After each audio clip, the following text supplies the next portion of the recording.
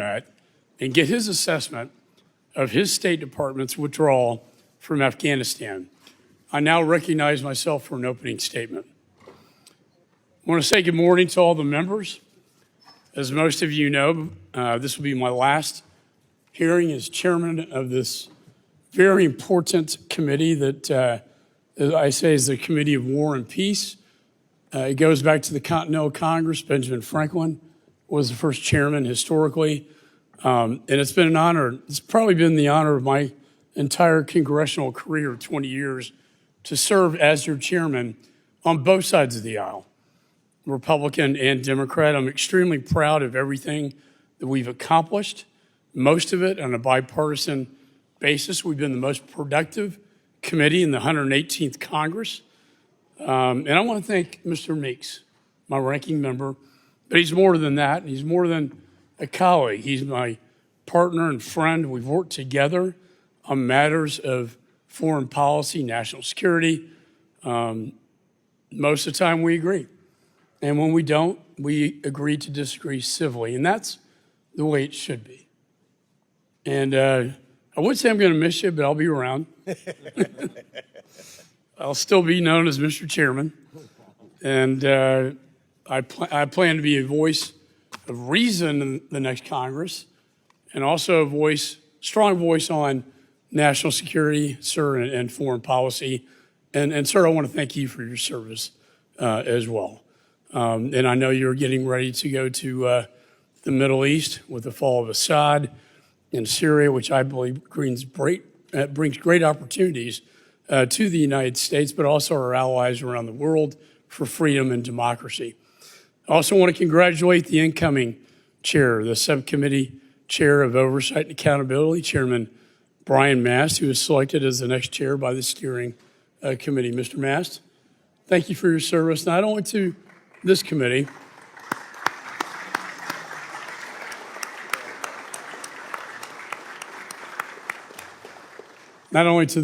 but to the nation. Your service in Afghanistan, your sacrifice that we all know every time we see you. I pledge my support to you, and I hope we're going to work hand in glove in the next Congress to do good things.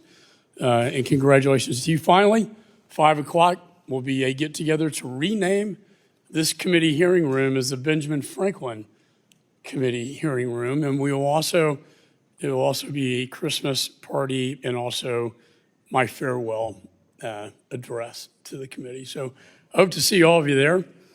And with that, I'd like to begin this hearing. Mr.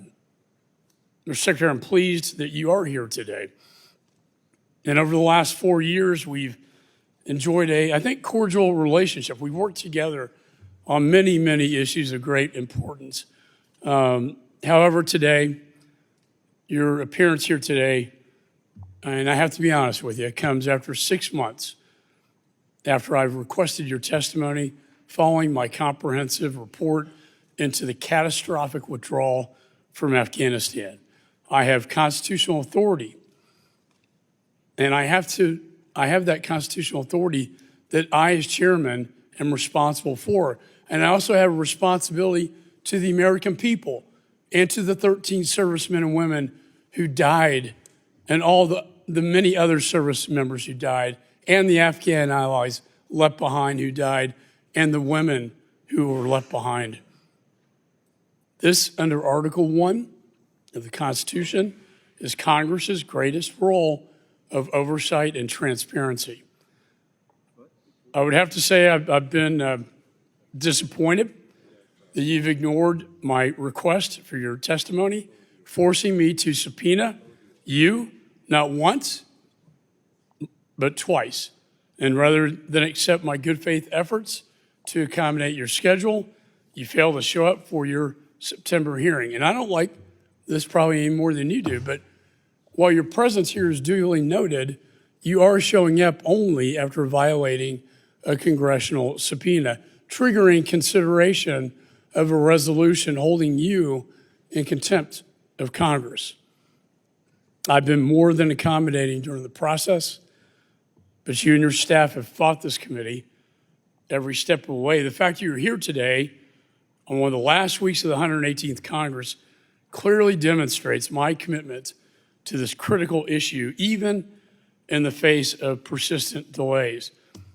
You insist you have appeared before Congress 14 times, but the truth be told, that number is really misleading.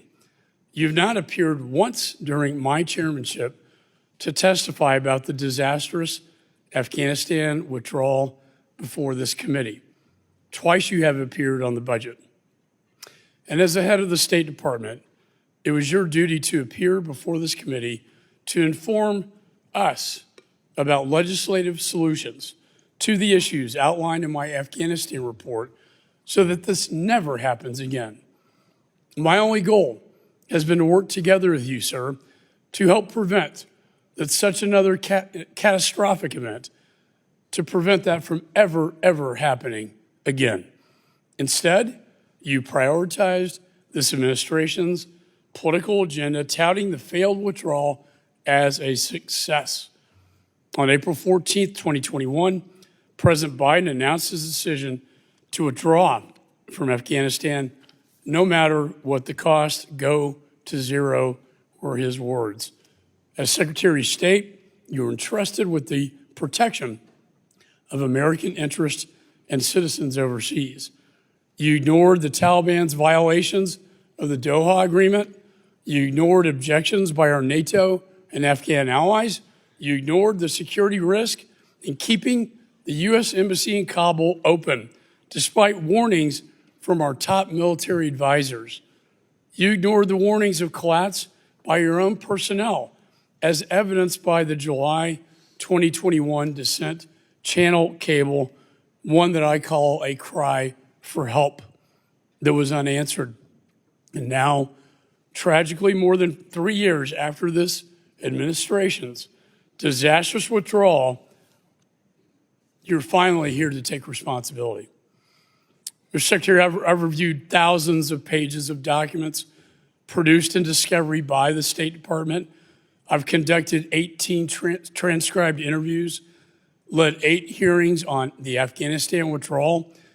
I do not take the issue of subpoenas lightly, but today's hearing in your department provided these only after the committee was forced to use its oversight powers.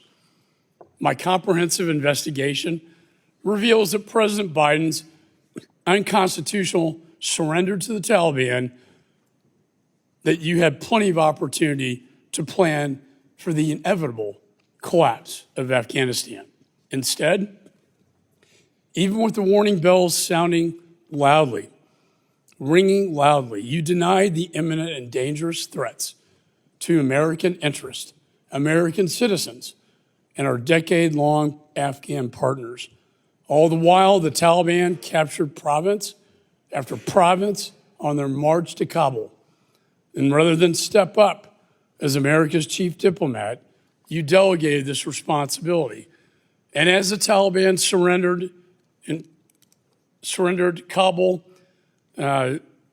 was surrendered to the Taliban on August the 14th, 2021, you, sir, were vacationing in East Hampton, New York. I do not say that with delight. I say that as a fact. Mr. Secretary, to preserve optics, you sacrificed the safety and security of our service members, diplomats, citizens, and allies. You treated terrorists as diplomatic partners and created an environment ripe for chaos. And on October 26, 2021, an ISIS-K terrorist detonated a suicide bomb at the Hamad Karzai International Airport, murdering 13 heroic U.S. service members and over 170 Afghan civilians. My heart goes out to the Gold Star families, and I pray for them every day. Every day I've been chairman of this committee. It was the deadliest day for the United States presence in in Afghanistan since 2012. And the saddest thing, sir, is it did not have to happen.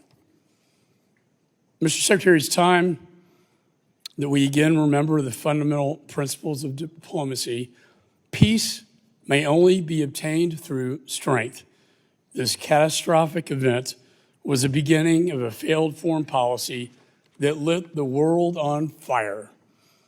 I welcome your testimony, and I hope we take the opportunity for you first to take accountability, and second, for us to move forward so this never happens again. As you are aware, we cannot fix a problem without first admitting that there is a problem. I've dedicated my tenure as chairman of this important committee on this very important issue, and your testimony here today will help guide the work of the next Congress and the incoming administration. The American people, the U.S. service members, the veterans, and most importantly, our Gold Star families who are present here today deserve better. They deserve your candor, commitment, and transparency. With that, the chair now recognizes the ranking member, Mr. Meeks. Thank you, Mr. Chairman. And let me first say to you that it has been a distinct honor, privilege, and pleasure of working with you. We've worked together now for over 4 years, 2 years of which I was the chair and 2 years of which you were the chair. And really, there's been no difference. Our relationship only intensified. We worked collectively together on behalf of the people of the United States of America. You're a man of integrity. You're a friend. It has been an honor and a privilege to serve with you and to continue to serve with you because we know, as you've stated, you're not going anywhere. You will still be here as a member of the United States House of Representatives. I appreciate the fact that we've always, even when we disagree, as we will disagree on this hearing, but we've always been able to talk about it, be honest with one another, and that's what's really important.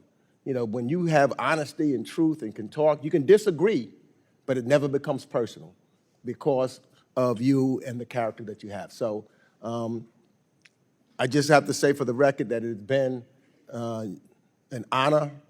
You have been a fair chair, as well as when you were the ranking member, you have been a fair ranking member because you are a fair individual. That's who you are at the essence. And I want to also congratulate Mr. Mass, the incoming chair. And I look forward to working with you. There's no question in anyone's mind that you're loyal to the United States of America. You have done everything in the military and otherwise to represent this country. And I look forward to working with you come January 3rd or 4th when this committee resumes as the next chair of this committee, and look forward to working with you in the same manner that I've worked with Mr. McCall. Now, Thank you for those kind words. Yes. I appreciate that. Now I want to thank you, Secretary Blinken, for being here today, and I know that we want to get you out. There's a lot that's going on in Syria and around the world, and you will be leaving here or on a plane immediately post this here, so your departure will take you straight to the Middle East, where there's dealing with the related situations of Syria. But thank you for being here.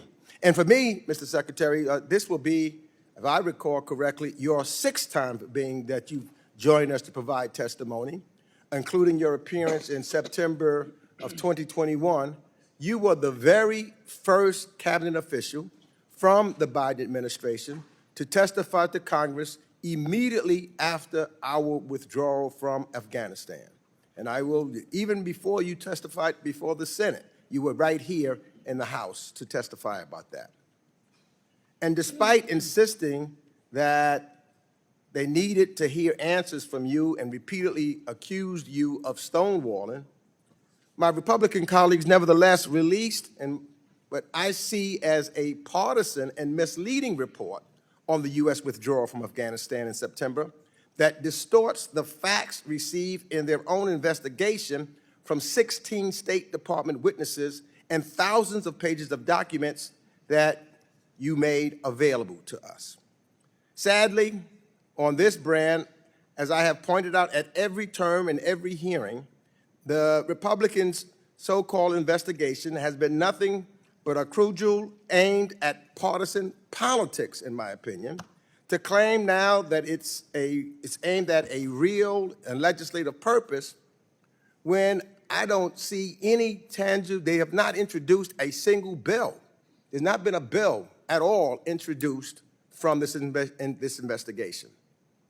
But there is perhaps no better example on how dishonest and I would say politically motivated this exercise has been than how the Republicans misled the public on the ISIS attack at Abbey Gate. For months, Republicans publicly suggested the Abbey Gate bombing could have been prevented and that a Marine had a bomber in his sights. Privately, however, they received information from the Department of Defense's investigation dating back as far as February of 2022 and again reinforced in April of 2024, findings that the bomber and the person the Marine identified were two different people and that the attack was not preventable. Because the GOP had this information, you would think it would be logical to assume that the GOP's report would make those facts crystal clear. So does their report do that? No. Instead of being straightforward with the American people or the Gold Star families who have suffered so much and who we all keep deeply in our prayers, they continued to muddle the facts. Notwithstanding DOD's clear evidence, the GOP report tries to sow doubt on the DOD's findings by asserting on page 27 that, quote, many who were on the ground that day still believe they were one and the same. The full report remains classified, end quote. To my colleagues across the aisle, beliefs are not facts. Information that the Department of Defense publicly reported, for which I ask unanimous consent to submit for the record, Without objection, so ordered. is not classified. The two men were not the same. So changing or twisting the truth seems to me only happens for political gain. And that not only hurts the integrity of this committee, it hurts the families of the 13 service members who lost their lives during the horrific terrorist attack, who have been led to believe that there are some greater truth to unearth that when in reality there just is not. So I also ask unanimous consent to submit for the record the minority memorandum that I released in September of this year. That report summarizes the actual facts of the committee's investigation, Without objection, so ordered. which were remarkably consistent across 20 witnesses and found the following. The full U.S. withdrawal from Afghanistan was set into irreversible motion by President Donald Trump when he concluded the Doha deal with the Taliban and ordered the withdrawal of troops per that agreement, first from 14,000 to 8,600, and then all the way down to 2,500 by January 15th, 2020. And after the Trump administration failed to plan for the withdrawal they started, the Biden administration conducted a thorough policy review, acknowledged that we would again be at war with the Taliban if they abandoned the Doha deal, and finished the work his predecessor started by building a withdrawal and contingency plan from the ground up through 2021. And after President Ghani's decision to flee Afghanistan led to the rapid collapse of the Afghan government and security forces, creating the chaos on the ground, the men and women of the State Department acted heroically alongside their military colleagues to conduct the largest airlift in U.S. history, relocating more than 124,000 people. So I believe that President Biden ultimately made the right decision to end our 20-year war in Afghanistan and not ask another generation of Americans to make an ultimate sacrifice for a war that no longer had a purpose. No one here has argued that our withdrawal was perfect. So I want to be clear, I'm not saying that I don't know any withdrawal that has been perfect. But we owe it to ourselves and our military and diplomatic personnel on the front lines to learn from it. And from those 20 years of war in which they served, and to incorporate those lessons of 20 years in the future. But we do them a disservice when we do not examine all of the facts. If we are to honor the 800,000 Americans who served in Afghanistan since 2001, including the 2,461 military personnel killed over the 2 decades of war, we should have conducted proper oversight of the policy decisions made across not one administration, but 4 administrations, not only for the months in which President Biden was in office for the sole purpose of politics. For the honest, bipartisan assessment, we will have to await the Afghanistan War Commission's report due in 2026, because what we have here today is not the true, complete fact-finding. In my estimation, it's politics. And finally, let me just say this, though. I want to conclude by thanking Chairman McCall for honoring a request that I made publicly. I asked that he publicly release all of the transcripts from closed-door interviews that were part of this Afghanistan investigation. And I asked the chairman to do the same for all other remaining transcribed interviews conducted as part of the committee's oversight investigation. And the American taxpayers paid for this work. I asked, and you responded.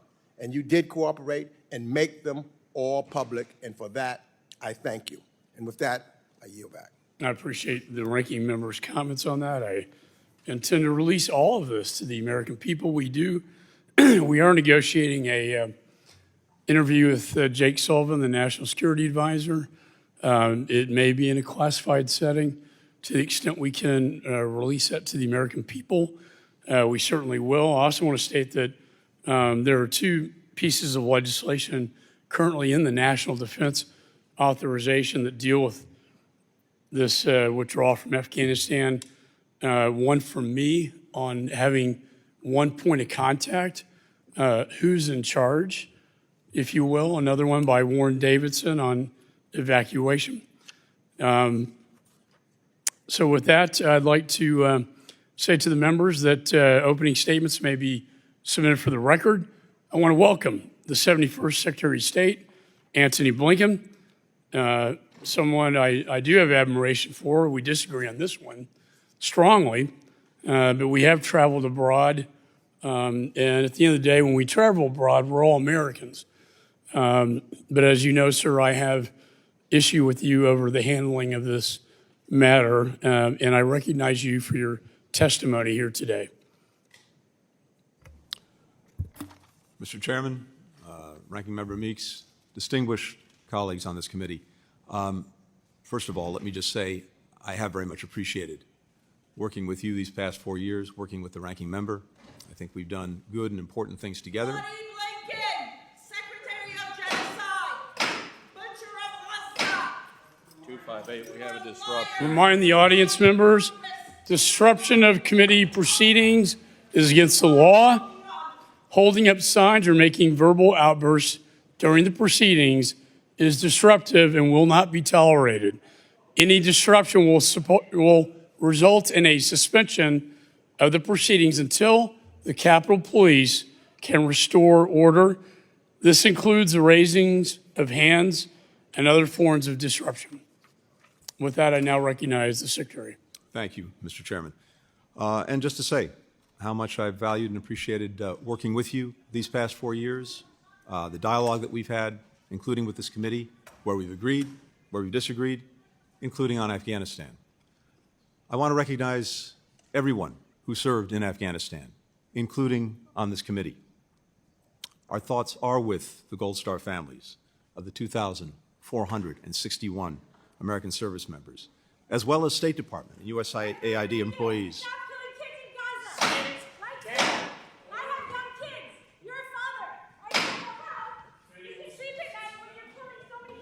Committee will suspend while the Capitol Police restore order to this committee.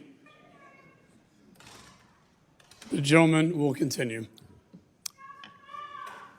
As I said, our thoughts are with all of the Gold Star families. They're with the State Department and USAID employees who lost their lives over the course of 20 years of our military involvement in Afghanistan. And I think today especially of the 13 heroes that we lost at Abbey Gate. And I deeply regret that we did not do more and could not do more to protect them. And to those families who are here with us today, you're in my thoughts, in my prayers. I wish that Nicole was here with us today. I'm deeply sorry that she's not. I'm also deeply grateful to the dedicated professionals from the State Department, from the Defense Department, from across the government, from civil society, other partners who did so much to support the people of Afghanistan over those 2 decades. You scum! The blood of your victims will spill. Committee will come to order. We will never let you forget. Committee will suspend while the Capitol Police restore order. Fucking slider! Committee will come to order.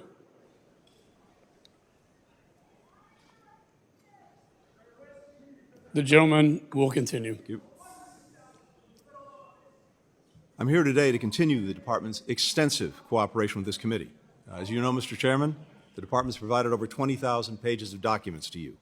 We've conducted 9 high-level briefings for members. We facilitated transcribed interviews for more than 15 people. I personally testified before the House and Senate committees 14 times with questions on Afghanistan, including 4 times before this committee. Now, I believe that any attempt to understand and learn from the U.S. withdrawal from Afghanistan has to be put in the proper context of what preceded it, both in terms of the 2 decades following 9/11 and the decisions and events of 2020 to 2021 that culminated in the removal of our personnel. When President Biden took office, he inherited an agreement the previous administration had reached with the Taliban to remove all U.S. forces from Afghanistan by May 1st of 2021. At U.S. insistence, the Afghan government had released 5,000 Taliban prisoners, including top war commanders. The United States reduced our own troop levels from 14,000 to 2,500 in December of 2020. In return, the Taliban agreed to stop attacking U.S. and partner forces, to refrain from threatening Afghanistan's major cities, and to pursue intra-Afghan negotiations toward a ceasefire and a political settlement. But it continued a relentless march in the countryside so that it controlled or actively contested territory containing 3/4 of Afghanistan's population by December 2020. In January 2021, the Taliban was in the strongest military position it had been in since 9/11, and we had the smallest number of U.S. forces in Afghanistan since 2001. Despite the profound effects of the Doha Agreement, President Biden ultimately opted to implement the previous administration's decision to withdraw American troops and honor his pledge to end our nation's longest war. To the extent President Biden faced a choice, it was between ending the war or escalating it. Had he not followed through on his predecessor's commitment, attacks on our forces and allies would have resumed, and the Taliban's assault on the country's major cities would have commenced. That would have required sending tens of thousands more U.S. forces back into Afghanistan to defend ourselves and prevent a Taliban takeover, with at best the prospect of restoring a stalemate and remaining stuck in Afghanistan under fire indefinitely. President Biden inherited a deadline, but no plan to meet it. At his direction, beginning in the spring of 2021, the administration, and the State Department in particular, engaged in extensive planning for a whole range of outcomes. We pursued a sustained campaign to urge any Americans in Afghanistan to leave. We restarted and dramatically increased resources to what had been a moribund special immigrant visa program to bring Afghans who had worked by our side over 20 years to the United States. Even the U.S. government's most pessimistic assessments did not anticipate that the Afghan government and security forces would collapse so rapidly in the face of Taliban advances.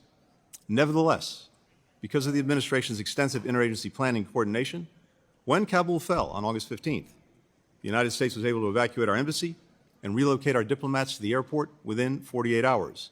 and then conduct the largest airlift in U.S. history, helping approximately 120,000 Americans, Afghans, and citizens of allied nations depart Afghanistan in just 2 weeks. In the 3 years since the end of our country's longest war, all of us, including myself, have wrestled with what we could have done differently during that period and over the preceding 2 decades. I asked retired Ambassador Dan Smith, one of our most senior diplomats, to lead an after-action review of the State Department's actions between January 2020 and August 2021. In response to Ambassador Smith's report, the Department has taken more than 40 concrete initiatives and identified steps to guide our response to future crises. The actions we've taken have already made a difference in subsequent emergencies, including in Sudan, in Israel, in Lebanon. Even as we work to address the places where we fell short, I firmly believe the President's decision to withdraw from Afghanistan was the right one. American troops are no longer fighting and dying in Afghanistan. The American people are safer and more secure. In fact, many of the most pessimistic predictions have been thoroughly disproven. We were told Afghanistan would once again become a haven for terrorists, and that, as the majority report contends, we would be all but blind to the situation on the ground.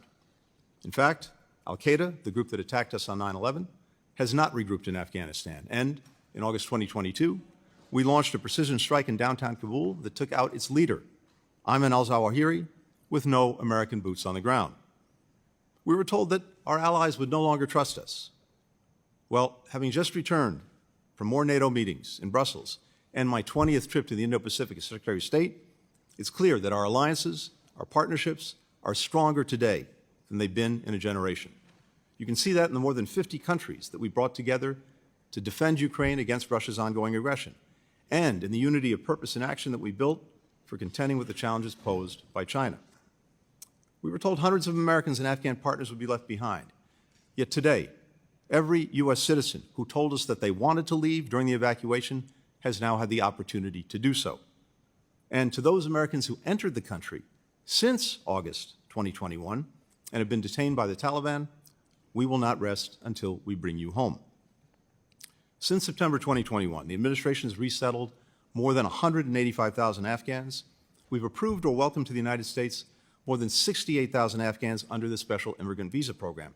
That is nearly half of all of the SIVs issued since the program's inception in 2009. This is a profoundly difficult period for the Afghan people, especially Afghanistan's women and girls. But I believe the final chapter has not been written on Afghanistan. Just last week, I had the chance to be with many partners who supported the evacuation effort, including members of Congress. We were joined by a resilient and resourceful young woman who left Afghanistan in August 2021 and is now an aerospace engineering student at MIT. She aspires to be the first Afghan woman astronaut. In part because of our two-decade commitment to Afghanistan, there are many more women who have the opportunity to go to school, to connect with the wider world, to imagine a different life for themselves. And these women, their experiences, their hopes, will, I know, one day help pave a path to an Afghanistan where all people can actually choose their own futures.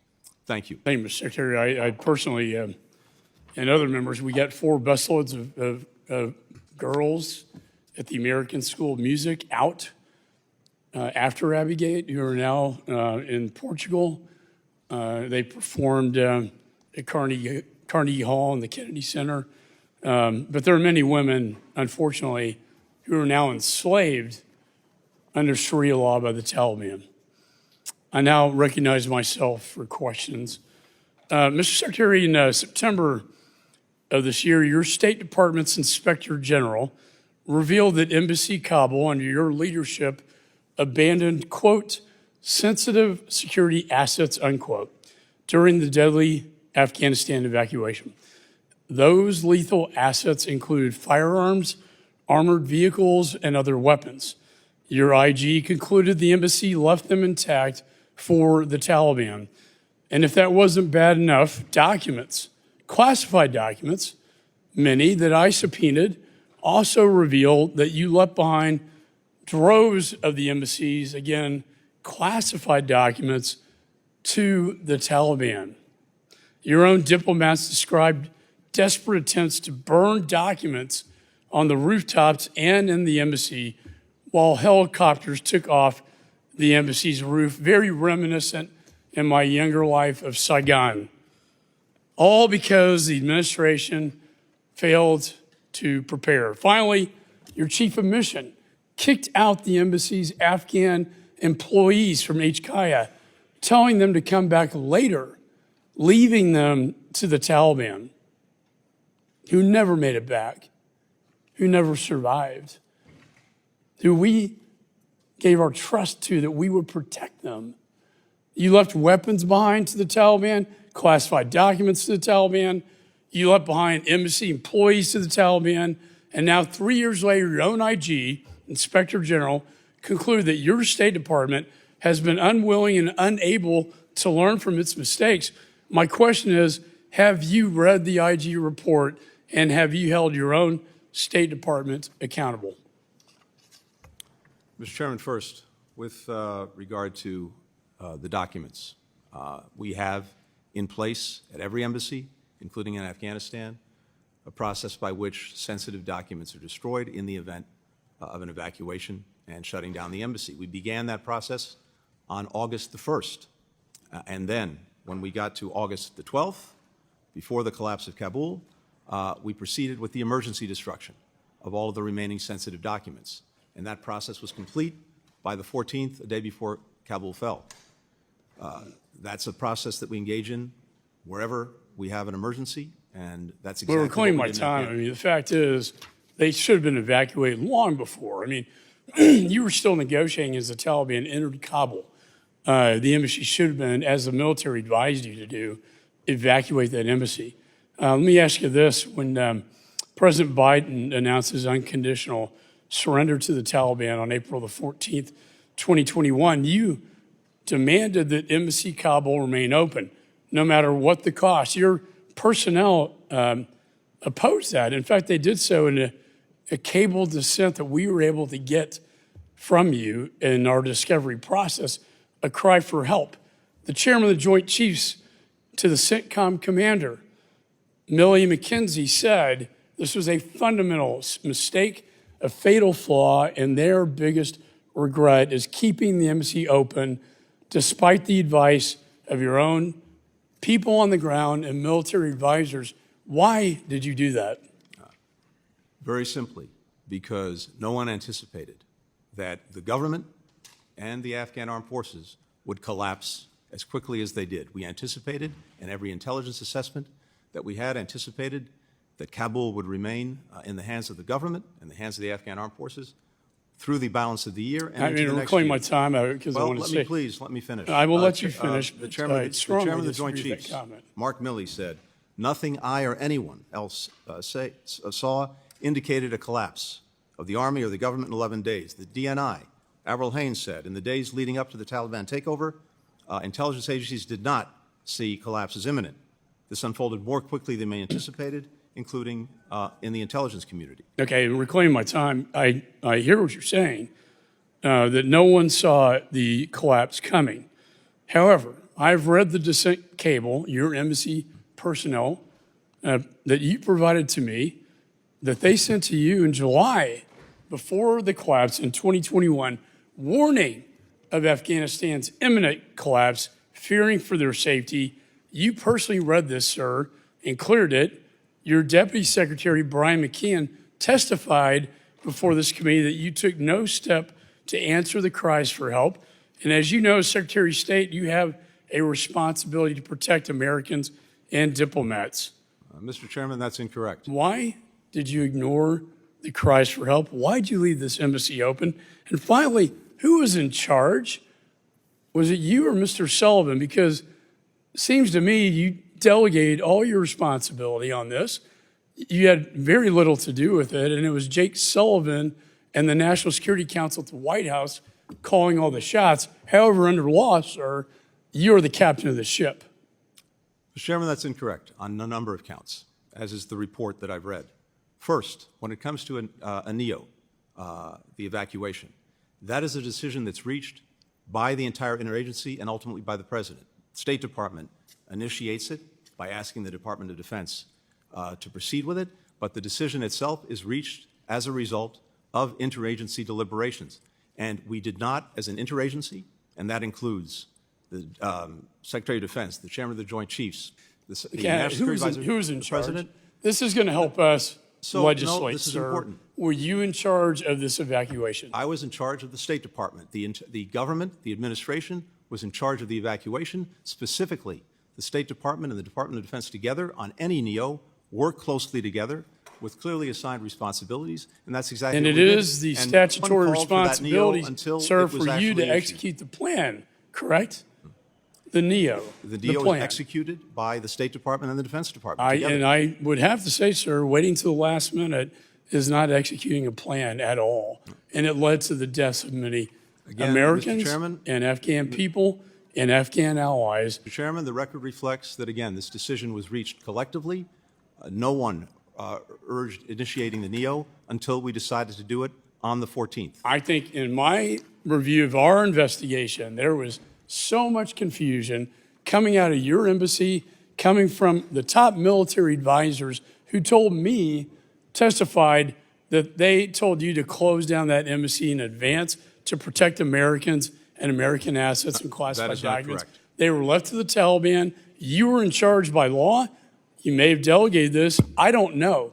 But to legislate moving forward, I need to know who was in charge. And that's why it is so important that Mr. Sullivan, the National Security Advisor, come before this committee and give his testimony about what the hell was going on during this disastrous evacuation. With that, I now recognize the ranking member. Thank you, Mr. Chairman. I do recall a meeting here in the Capitol, bipartisan, downstairs, and we were meeting with President Ghani of Afghanistan. And we had talked to some folks, and President Ghani was very vehement that he was not going to leave Afghanistan.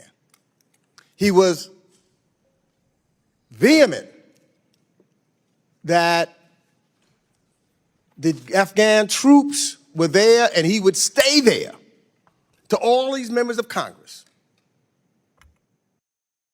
And to everyone that I talked to from almost anywhere was clear that that was his position.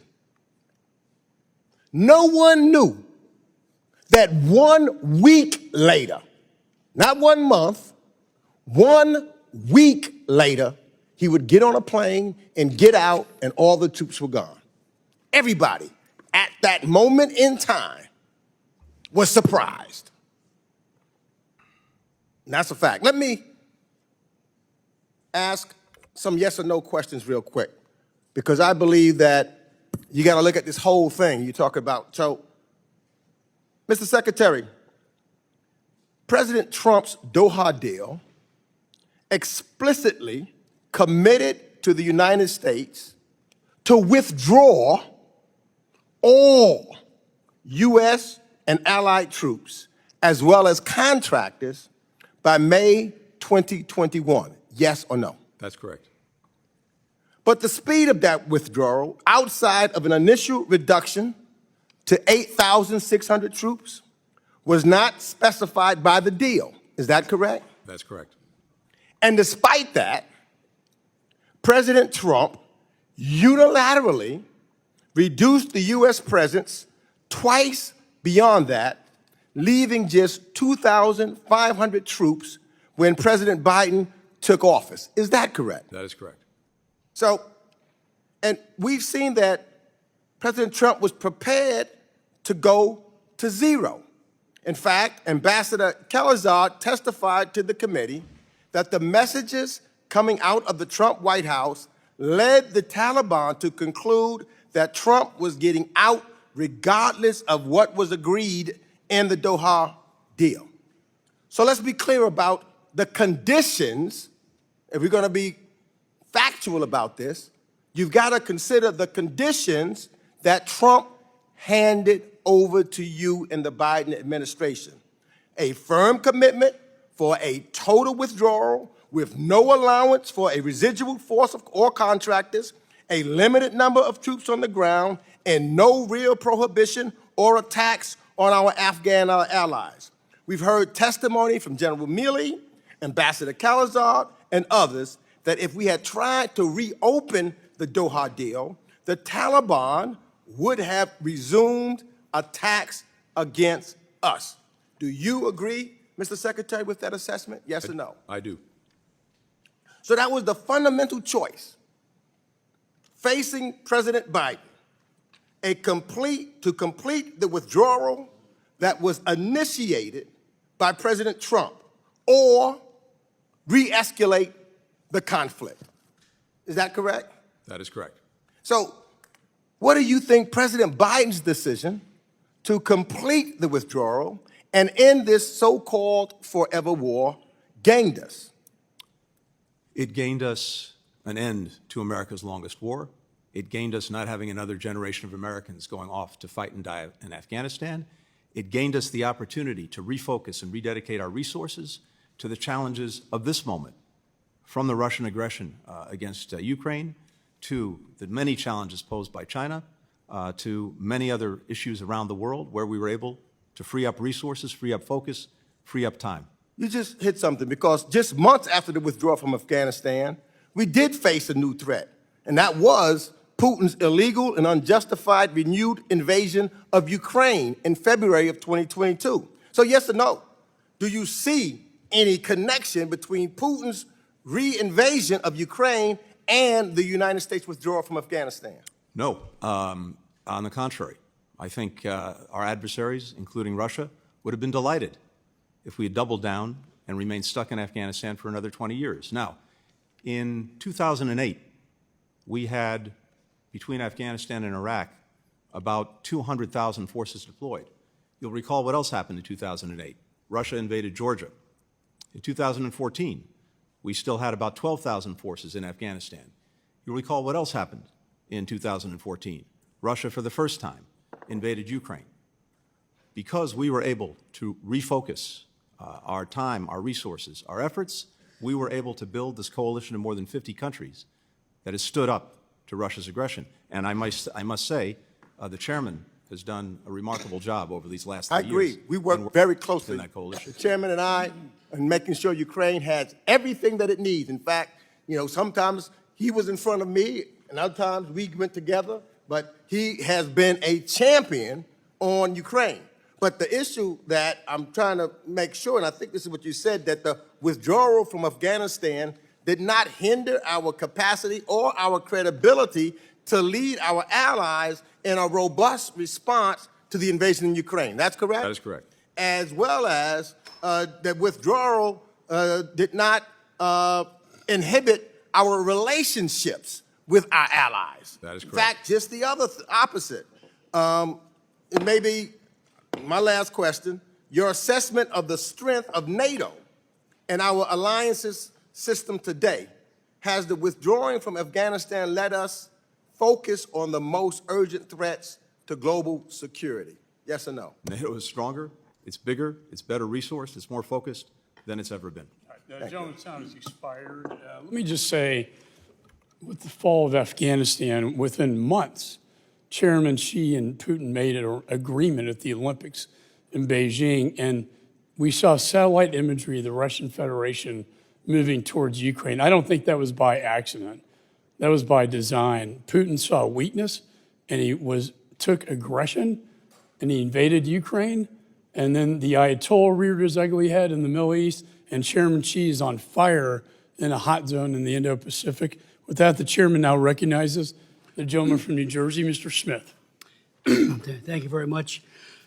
Pardon me, Mr. Chairman, and welcome, Mr. Secretary. I have a number of questions, and I've asked some of those in the past, and so I won't repeat those. But I chair the China Commission. I've chaired 105 plus hearings on human rights abuse in China, Xi Jinping's absolute malevolent behavior towards the Uyghurs, and all the other atrocities that are committed each and every day.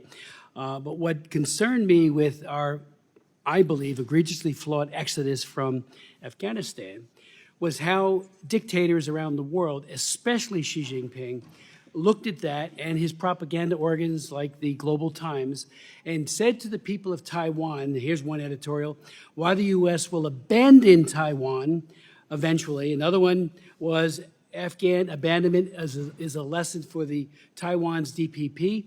And when you read it, they're telling the people over and over again in Taiwan that America's resolve was questioned, is questionable, that we will leave them too.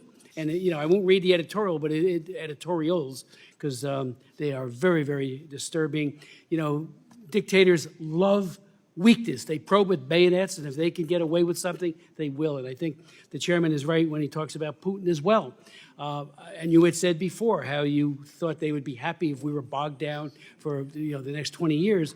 But I look at it a different way. They look at how it was done. Yes, we were going to get out of Afghanistan, but the way we did it led to the loss of American lives, which we've seen the pictures again shown here, and we've all met with those families of those loved ones, and countless numbers of Afghans. So the impact of this, can you at least admit that to the dictatorships of the world, they saw that and they saw it as weakness, and they go to avoid if they think there is one. Secondly, how many Americans are still in Afghanistan? And post-Exodus, how many were jailed, killed, tortured, left behind? I know that there was a lot of talk that we encourage people to leave, but we all remember that Reuters broke that story about how the president had, in a conversation with Ghani, had said very clearly that even if we have to make it up in terms of the situation, to project it as if it's better than it is, here's the way he put it. This is President Biden. And there's a need, whether it's true or not, there's a need to project a different picture. And that was done on July 23rd. So while we may admonish people to leave, they're listening to our own president who says there's a 300,000-man army, well-trained, but meanwhile, in back channel, talking on the phone to Ghani, he's saying, project a different picture. Very, very disturbing. I mean, we got to be truthful. Thank you. Two things on this. First, we engaged in a sustained campaign to get every American in Afghanistan who was still there to leave. 19 messages to that community between February and August. And by the time the evacuation took place, there were still about 6,000 Americans left in Afghanistan. Now, who are they? They're almost all dual citizens, almost all of whom, had lived, worked, had their families in Afghanistan for generations. And so you were still down to 6,000, despite every effort to get people to leave, including offering to pay for their travel. The airport remained open until August the 15th. In the weeks of the evacuation, the 2 weeks of the evacuation, almost all of those 6,000 remaining, we were able to get out. We were left with a few hundred on August the 31st. There were a couple of hundred, and this is what I testified to, who had identified themselves to us. And keep in mind, as you know, when you travel to a foreign country or you leave a foreign country as an American, you don't have to register. You don't have to make yourself known. We made every effort to get in contact with everyone, but by the time of the end of the evacuation, there were still a couple of hundred American citizens left who had identified themselves to us and told us they wanted to leave and who couldn't get to the airport or get into the airport. There were several hundred others who were there and we knew of who did not want to leave, either because they didn't want to leave extended family members behind or they just chose not to leave. So after August 31st, as I said and committed to this committee and to this country, there is no deadline on getting Americans out of Afghanistan who want to leave. In the ensuing 3 months, till the end of the year, we got 500 American citizens out of Afghanistan who had identified themselves to us and said they wanted to leave. To my knowledge, every American who identified themselves and said that they wanted to leave has been given an opportunity to do so, and we've carried that out every single day. As to those who went back and some who got detained, we are working every day to get them out, to get them back, and we will not stop for the duration of this administration, and I know that the incoming Trump administration will carry that on if we're not successful in getting them back. Amount of time. Are any in jail today? Yes, They are. they are. These are Americans who went after the evacuation for a variety of reasons. We're talking Gentleman's time about 7 expired. people. I am going to keep the 5-minute rule to strictly because I want every member to be able to have time to ask questions. Chair now recognizes Mr. Sherman. Mr. Secretary, thank you for your service to our country.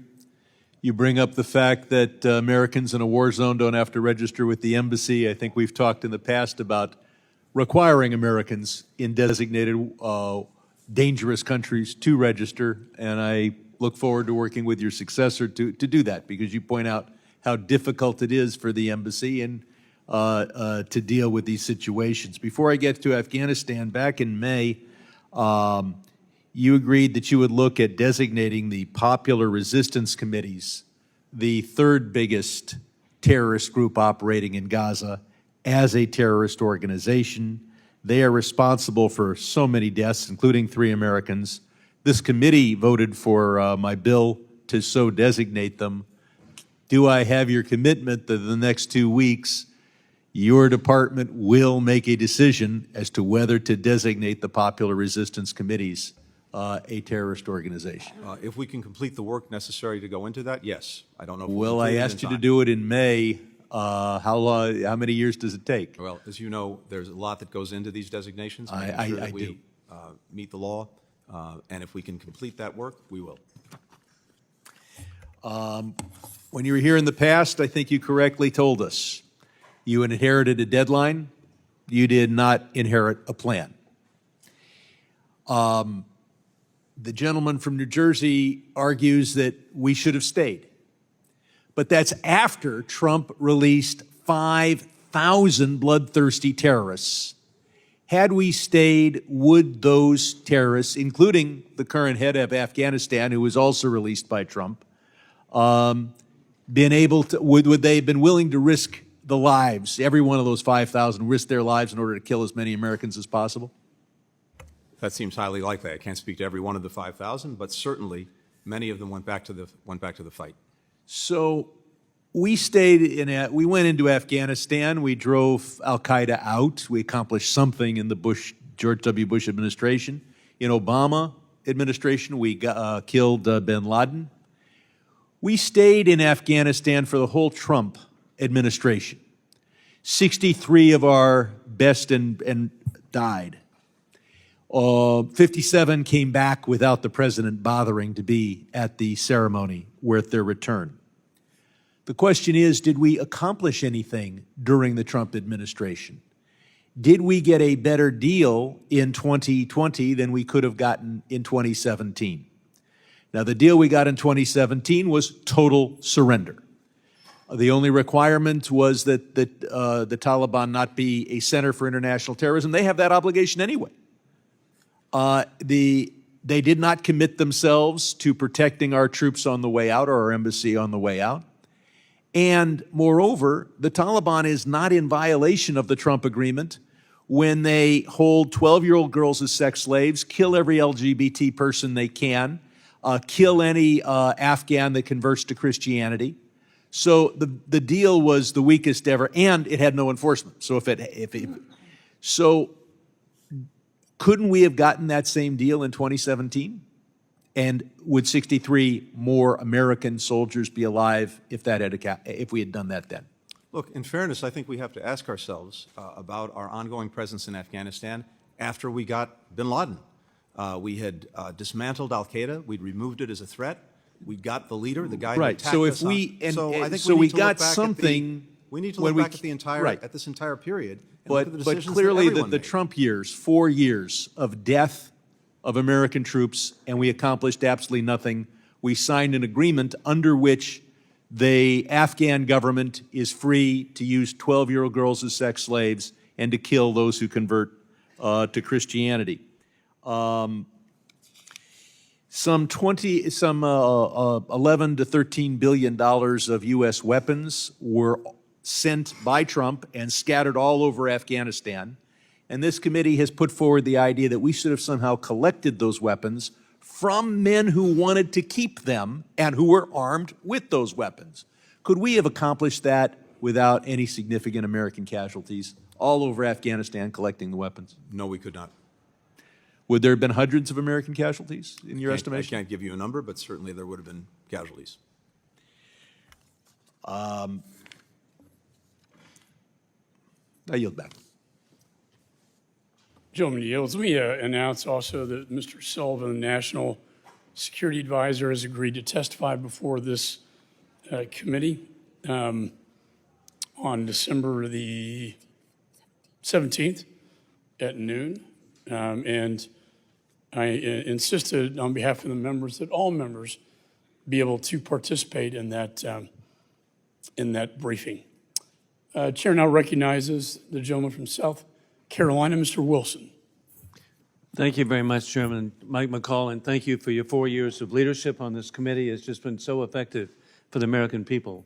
And then we all know that Chairman Brian Mast-Elect will do an excellent job continuing the tradition of serving the American people. And what an exciting time in history that as we face such positive changes with the removal of dictator Assad from Damascus, what can occur and what needs to occur. But sadly, the Assad departure and anything that's been positive was despite the Biden administration. Because, hey, until last week, there was an effort to try to some level of normalization with Assad, which is, but that's not what we're here today. But it's a continuation, and that is the Biden administration's surrender in Afghanistan has actually set the stage for foreign policy disasters around the world, with mass murder shamelessly being conducted around the world. Our allies who stood with us for decades watched as the Americans capitulated to terrorists, creating safe haven for terrorism, and abandoned allies. It was so incredible that this catastrophic decision of was the worst ever for American military and national security. And sadly, President Biden, on August 26, 2021, claimed that he had letters, quote, had letters from the military indicating they supported his decision. And Mr. Secretary, I'll be giving you copies that evening. I sent a letter respectfully to the President asking for copies of the letters, and every couple of months I've sent letters to the President respectfully asking for copies of the letters of where the military, he alleged, supported his decision. With the Doha Agreement, President Trump stated from day one that any withdrawal would be conditions-based and would actually maintain control of Bagram Airfield, which is so critical. The disorder and chaos that led to the murder of 13 of our service members at Kabul Airport just should not be forgotten. And then countless civilians, we understand, were the first domino to fall in the Biden-Harris appeasement policy. And also this year, it should be remembered, we lost 13 at Kabul Airport, but we also had 3 reservists from Georgia who were killed on January 28th by the Hamas puppets, Hezbollah puppets of Iran, and 60 were injured, and many with traumatic brain injury. It's just heartbreaking to think of the loss of life and the lifelong injuries that people will have. Today in Afghanistan, women have effectively been banished from public life, unable to speak in public or hold any job, including nursing. And I still cherish seeing little girls. I visited Afghanistan very frequently to see little girls going to school with their jeeps or whatever, and then little guys going to school with something not indigenous to people of Afghanistan, and it was baseball caps. And so that doesn't occur now. Terrorists have a free rein to regroup and work with their backers to coordinated additional attacks on American families. As we know, the FBI has said attacks are imminent. History reminds us that when America withdraws from the world, our enemies fill the vacuums. We now face a war that we did not choose, of dictators with rule of gun invading democracies with rule of law. It began February 2022, when war criminal Putin invaded Ukraine. And then on October 7, Iran, through its puppet Hamas, invading Israel. And we all see that the risk that we have, and it's personal to me, Mr. Secretary, my appreciation of the people of Afghanistan. I was grateful to serve with the late Sheila Jackson Lee as co-chair of the Afghan caucus. And we met with so many wonderful people who, it's bipartisan, our concerns. And then I'm grateful my former National Guard unit, the 218th Mechanized Infantry Brigade of the 2nd Army Guard, served for a year under General Bob Livingston. they've developed a real fondness for their Afghan brothers. And finally, I'm really grateful my number 4 son, First Lieutenant Hunter Wilson, served for a year as an engineer in Afghanistan. And so I would just really want to let you know that I'm just so disappointed. Hey, I really get trouble at home. I said I wanted Biden to succeed, but this has not occurred, and we've just got to address this. And with that, I yield back my time. Gentleman yields. The chair recognizes Mr. Connolly. Thank you, Mr. Chairman, and thank you for your tenure and for your friendship and decency serving as chairman of this prestigious committee. I'd like to put a picture up which seems to suggest, Mr. Secretary, that the Republican narrative is correct about you. There you are with a prominent Taliban negotiator. Do our tech people have that picture? Well, I have it here. Isn't that you with the Taliban negotiator, Mr. Secretary? I'm afraid I can't see the picture, but I'm not aware of having spent any time with a Taliban negotiator. Oh, I'm sorry. That's Secretary Pompeo. Was he your predecessor in the Biden administration as Secretary of State? In the Biden administration? No, he was my predecessor in the previous administration, the Trump administration. The Trump administration. And there he is in Doha with the chief Taliban negotiator. I guess I got that wrong. Well, Mr. Secretary, all things seem to flow from Doha. Secretary Pompeo and President Trump appointed a chief negotiator on behalf of the United States for the negotiations in Doha. What was his name? Zal Khalilzad. Ambassador Khalilzad, and he, of course, testified before this committee, and I can remember an exchange with him in which I expressed deep concern about the direction of the U.S. posture and the ramifications with allied Afghans who had worked for us or worked with us, and women. And he kind of brushed them off at the time. Tell us about the details of the agreement he forged in Doha. What were the chief elements of that?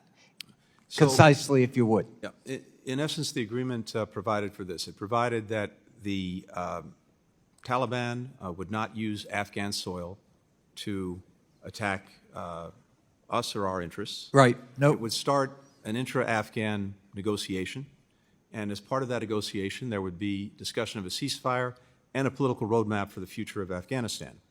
And during the time between the agreement and the commitment that we made as part of the agreement to leave Afghanistan by May 31st. So a firm date was set Yes. for all U.S. troops to get out. Is that All correct? U.S. troops were to be out by May 31st. In the meantime, 5,000 prisoners were released from Taliban prisoners. And as released Mr. from Sherman Afghan points out, among those 5,000 were terrorists, fighters, and people who returned to the battlefield against the Afghan government, which That's correct. allegedly we were supporting at the time. Now, speaking of that Afghan government, were they in Doha at the negotiating table as equal partners? They were not. They were not? They were not. Why were they excluded? That's the government we were supporting. I can't answer that. I wasn't there at the time, but they were not. Well, if the government we're supporting is not allowed to have a voice at the peace negotiations where a deal was in fact agreed to by the United States, could that conceivably undermine confidence in that government and by that government in itself in terms of its future? Yes, and indeed, I think General McKenzie has testified to exactly that point, that Doha created a tremendous crisis in confidence and about the future for the Afghan government and presumably to some extent for the Afghan security forces themselves. Could it also have a morale effect on the Afghan military that we were training and equipping to, in fact, fight the Taliban? Yes, it could. So here we are cutting a deal with Taliban while at the same time asking the Afghan military and the Afghan government to resist. Is that correct? Correct. That sounds like a contradiction in diplomatic policy to me. That's kind of hard to follow, and it seems to me that we, by agreeing to that in the Trump years with Secretary Pompeo, your predecessor, and Ambassador Khalilzad, we actually set in motion an untenable but probably irrevocable kind of, folding of events. Is that a fair statement, do you think? Once the deadline was there, all troops out by May 31st of 2021, and as part of that, an agreement from the signing of Doha to that date, not to attack U.S. forces, but with the obvious conclusion to be drawn from that, that if that deadline was not respected, the Taliban would resume its attacks on U.S. forces, on partner forces, and its attacks on the cities. So in other words, Mr. Secretary, we cut a deal to get out and cut our losses at the expense of the Afghan government, the Afghan military, and ultimately the Afghan people. And that was all set in motion before you took the oath of office or President Biden took the oath of office. Well, Is that a fair statement? I think that's where the Doha agreement led. I thank you, and I yield back. Let me just state that the Taliban was not in compliance with the Doha agreement when the evacuation was ordered. And your own senior advisor, Ned Price, said that the Doha conditions were, quote unquote, immaterial to the evacuation. That speaks volumes. I now recognize Mr. Perry. Thank you, Mr. Chairman, Mr. Secretary. Thanks for being here. The statement from you in a 2024 Senate hearing where you said no one has done more to support Israel than Joe Biden. Now, during the Obama term, Joe Biden was the vice president, so I understand it's difficult. It was difficult to say something, but he didn't say anything about the U.S. funding the campaign to oust Netanyahu. And I get it, while President Obama was the president, he was the vice president, that's a difficult thing to do, but he was unburdened when he became president, so he could have said something then. Immediately upon taking office, he redesignated the Houthis from a foreign terrorist organization. We see what they've done. That hasn't been helpful to Israel. He restored the sanctions waiver. I remind everybody that Iran exports are at a 5-year high with 3.4 million barrels being sold every day, funding their terrorist activities all across the globe. The president made a red line for Israel going into Rafah to defend itself, withheld arms shipments to Israel so it couldn't defend itself, continually called and calls for Israel to lay down its defenses in demanding a ceasefire, continues at this time to undermine Netanyahu in this time of war. Again, I think I already said about the sanctions waiver, but the president didn't even go to greet the prime minister when he came to the United States. He didn't even send the vice president. Actually used Israel funding to get Ukraine funding, used Israel. Again, oil exports at a 5-year high, and that money goes directly to support Iran, Israel's mortal enemy, and all their proxies, including the Houthis, Islamic Jihad, Hamas, Hezbollah, you name it. Continues to support United Nations Relief and Works Agency and the activities of those within involved in the terrorist attack on Israel on October 7th. That's just a few things that I quickly found, knowing that you would be here, Mr. Secretary, and you said no one, starting with President Biden, has done more to make sure they have what they need to defend themselves from Hamas, to deal with the threat Hamas poses. And that's also from a 2024 Senate hearing, Mr. Secretary. No one has done more to support Israel than Joe Biden. I'm thanking the good Lord that he's not against Israel, Mr. Secretary. I don't know if you have anything to say. I'm sure you're going to have a list of all the wonderful things that he's done to support Israel, but you can't support Israel while you're at the same time supporting their mortal enemy. You can't support Israel at the same time demanding that Israel support Hamas. You can't support Israel when you're allowing Iran access to billions of dollars used to fund terrorism, not only in Israel, but around the globe, threatening not only Israel, our greatest ally, but also the United States of America and its interests abroad. So if you want to defend all that, You're welcome to it, Mr. Secretary. Thank you. I'll say simply this. When Israel was attacked on October the 7th, the President of the United States rushed there, the first president to go to Israel during a time of war.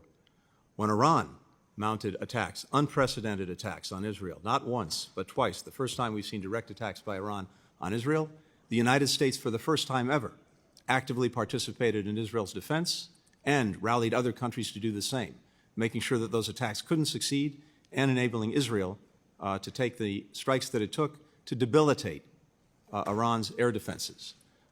If you want to go back more years than that, the Memorandum of Understanding, the 10-year Memorandum of Understanding that provides the money for Israel's defense, that was negotiated by President Obama, and Joe Biden was a lead in that effort to get it. And as a result, the equipment, the munitions, the arms that Israel has had, as a result of that agreement, have enabled it to deal with Hezbollah, to deal with Hamas, to deal with Iranian-aligned If I may, sir, to in the deal with remaining Iran. 10 seconds, if this president were on both sides of this war providing Iran all that it has provided, maybe those people in Israel that died on October 7th would still be alive. I yield. That is simply incorrect. And Gentleman I'm sure- yields. Chair recognizes Mr. Keating. Thank you, Mr. Chairman. First to Gold Star families that are here, I appreciate your being here. Everlasting gratitude for your sacrifice. I come from a Gold Star family, and in my own family, even decades afterwards, the members of my family went back through military records in years-long painstaking research just to find out exactly what happened to him as he was killed serving our country.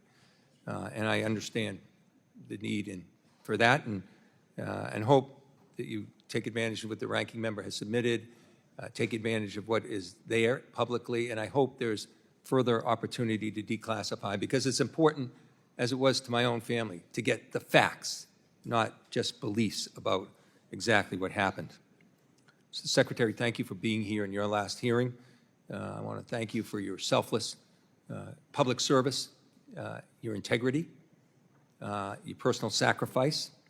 I came across some, I was researching the Budapest agreements the other day, just trying to get more detailed information, including our obligation to Ukraine in those agreements to defend aggression that they had. And the name that kept cropping up through the whole research was your father. And I know your father would be very proud of your service. And I want to thank you for that. I want to congratulate Mr. Mast, and I want to thank my colleague, Chairman McCall, for working together. When I first came into Congress, he was the chairman, I was the ranking member of a subcommittee. We worked together on investigating the Boston Marathon bombing, finding out what happened, what mistakes were made. And we saved lives as a result of that report. And it was comprehensive. I dare say, though, that the particular report that he issued here had things in it, but it was certainly not comprehensive. In fact, the report was painstaking in avoiding facts that are integral to seeing what happened here, why we got to the point we got to. The involvement of President Trump. He had committed the United States to a full, date-certain withdrawal in a deal he negotiated with the Taliban, as we've heard, without the Afghan government even being part of that, without discussion of rights of women or children in Afghanistan, forcing the Afghan government to release 5,000 Taliban fighters back into the battlefield before a final withdrawal. These are the things that should be looked at in a comprehensive report if we really want to get to the answers. And sadly, it's lacking here. In that time frame, too, something we should draw attention to is when President Trump unilaterally did this, he left out his own military people when he announced that. He left out senior officials in his own office, and he left out our allies who were fighting in this battle in communicating to them. So I'd just like you briefly to talk about the importance, for the first time under Article 5, and the importance of NATO.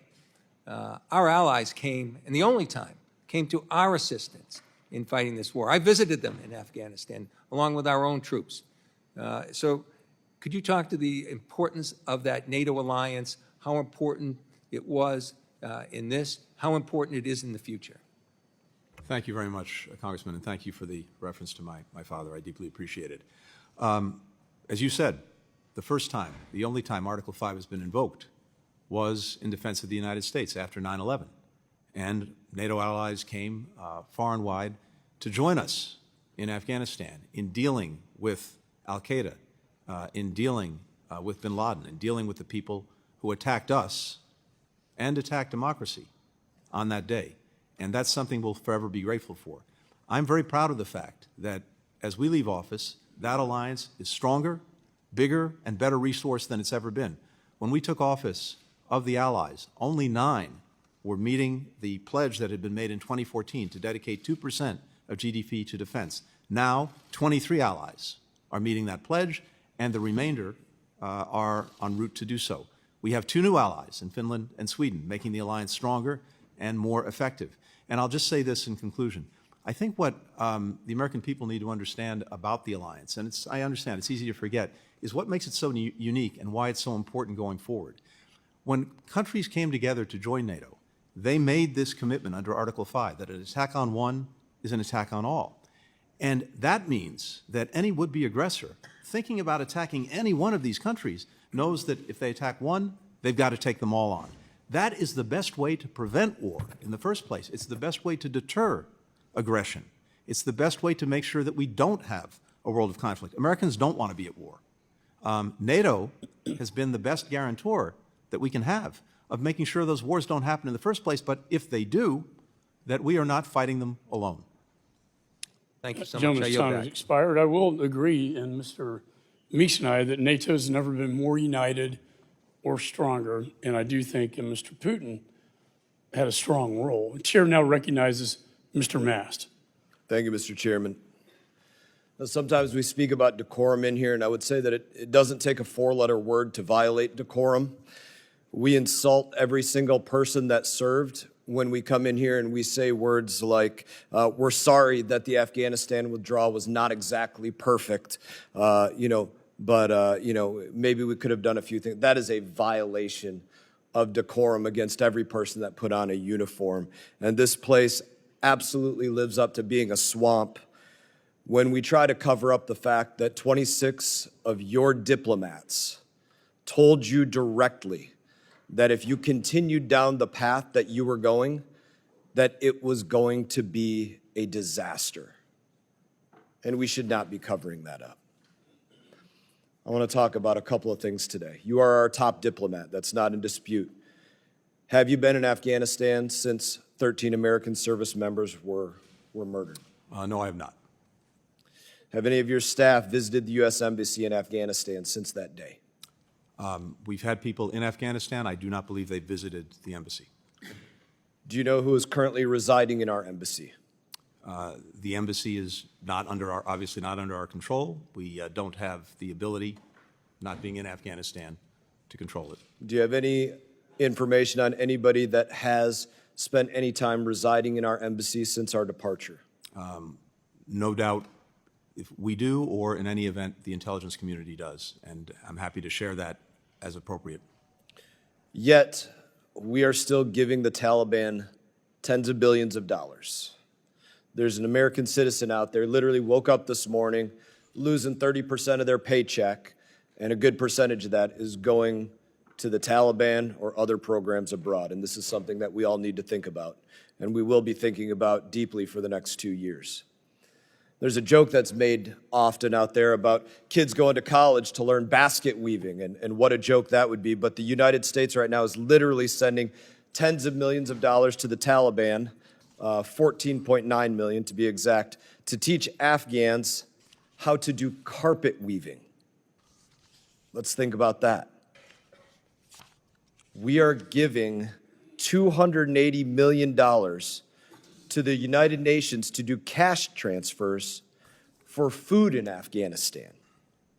Yet we're not sending an ear of corn from Iowa, a sack of potatoes from Idaho, or a cucumber or an orange from Florida. And that discounts the fact that there's no American tonnage going through our ports to send those things out of here either. It's just cash transfers. Another line item, these are directly from CGAR reports, $75 million to teach Afghan women to be farmers. I don't believe that we spend $30 million in the United States of America to teach women to be farmers. My colleague, Mr. Wilson, brought up that they can't even dance in the streets or speak to one another or go to school. I'm not sure that we can trust that that $75 million is being used to teach them agriculture. And as you pointed out, we don't have any diplomats on the ground to confirm the validity of these programs. Here's one that I was entirely curious about, and maybe you could explain it to me. $3.5 billion transferred to the Afghan fund that is tended to protect the macro financial stability on behalf of the Afghan people. What the hell does that mean? Can you tell me? I don't know. That's a bunch of gibberish to me. Happy to address all of this, Congressman. Thank you. I'll give you one more Okay. before you address it. Please. Even worse, by the numbers, we've spent $9 billion to resettle 90,000, roughly, Afghan refugees here since the fall of Afghanistan. My simple Army math tells me that's about $100,000 a person. That's absurd. So my question for you, we do not even have an embassy in Afghanistan. We have no diplomats there. What are we doing giving them $1? So, Congressman, as I believe you know, the money that we provide and the international community provides is done through partners, implementing partners, UN agencies, NGOs. They have. Yes, we could say that about all the State Department dollars, foreign NGOs, foreign countries, foreign companies, and in this case, foreign adversaries. So each of these institutions, as verified by the department, has in place processes to make sure that the money that we provide and others provide is spent appropriately. And the money that has been spent in Afghanistan, and I think internationally it's about $8 billion since the evacuation, has helped avert famine. It's helped prevent the collapse of the health system. It's helped prevent the collapse of the entire economy. It's helped avoid bringing even more disaster Mr. on Secretary, people who are suffering. you know for a fact that people literally, especially outside of this country, they directly lie to us. Your people had to come back and correct, hey, it turns out we were in fact spending $500,000 to expand atheism in Nepal through the third-party implementer of Humanist International. They were lying to us. They didn't show us the exact slideshow that they put together for $500,000 and all this. They lied to us. We have no eyes on the ground, and I would simply close with this. We do not even have an embassy there. We have no business putting $1 into that place. Well, I yield back. And I respectfully disagree. I think that the work that we have done through these partners and many other countries have done has saved many, many lives in an incredibly difficult situation. Gentleman's and time of the has money expired. that has Chair been now provided, recognizes Mr. Castro. Thank you, Chairman. Secretary Blinken, welcome, and thank you for being here today, and thank you so much for your testimony and for your years of service as Secretary of State to our country. And speaking of refugees, before I get to the question, I want to note that my city of San Antonio, my hometown, and the place I represent, is home to a growing and vibrant community of Afghan Americans, many of whom are from the Khost province and fled Afghanistan following the Taliban takeover of the country. I appreciate the work the State Department and other government agencies and nonprofits have done to help them adapt to their new lives in the United States. I wanted to ask you a question about the 2001 AUMF. Secretary Blinken, one of the legacies of the Afghan war is the 2001 authorization for the use of military force, which authorizes military force against al-Qaeda. This law continues to be enforced 23 years after it was first enacted and has been used by this administration for military action across the world. In a sense, the war that began on 9/11 will not end as long as this authority continues to be in use, and our nation remains at war across the world with little transparency for the American people. While much of this is reported to the Congress, too much remains classified and unavailable to the American people. The Obama administration, in which you served, released in its final days a comprehensive legal and policy framework on the use of military force. Will the Biden administration do the same and release a report so the American people know where we are still at war? I appreciate what you're saying and the point that you're making. I can't speak to what we will do in the remaining weeks of this administration on something like that. Do you think that it's a good idea in the same way that the Obama administration? I think we should, in any event, as we've been very open to doing, revisit various authorizations and authorities to make sure that they are right for the moment we're in, not the moment we were in 20 years ago. I want to speak also to a very important issue. It was mentioned that you're headed to the Middle East perhaps right after this committee meeting, and that is the war in Israel and Gaza. And I think you know, I've said it both publicly and privately, I have great respect, obviously, for our president, for your service, for the work that others like Bill Burns have done in trying to reach a ceasefire agreement. At the same time, this will be one of the defining foreign policy legacies of this time. And I'm profoundly disappointed in how it's been handled.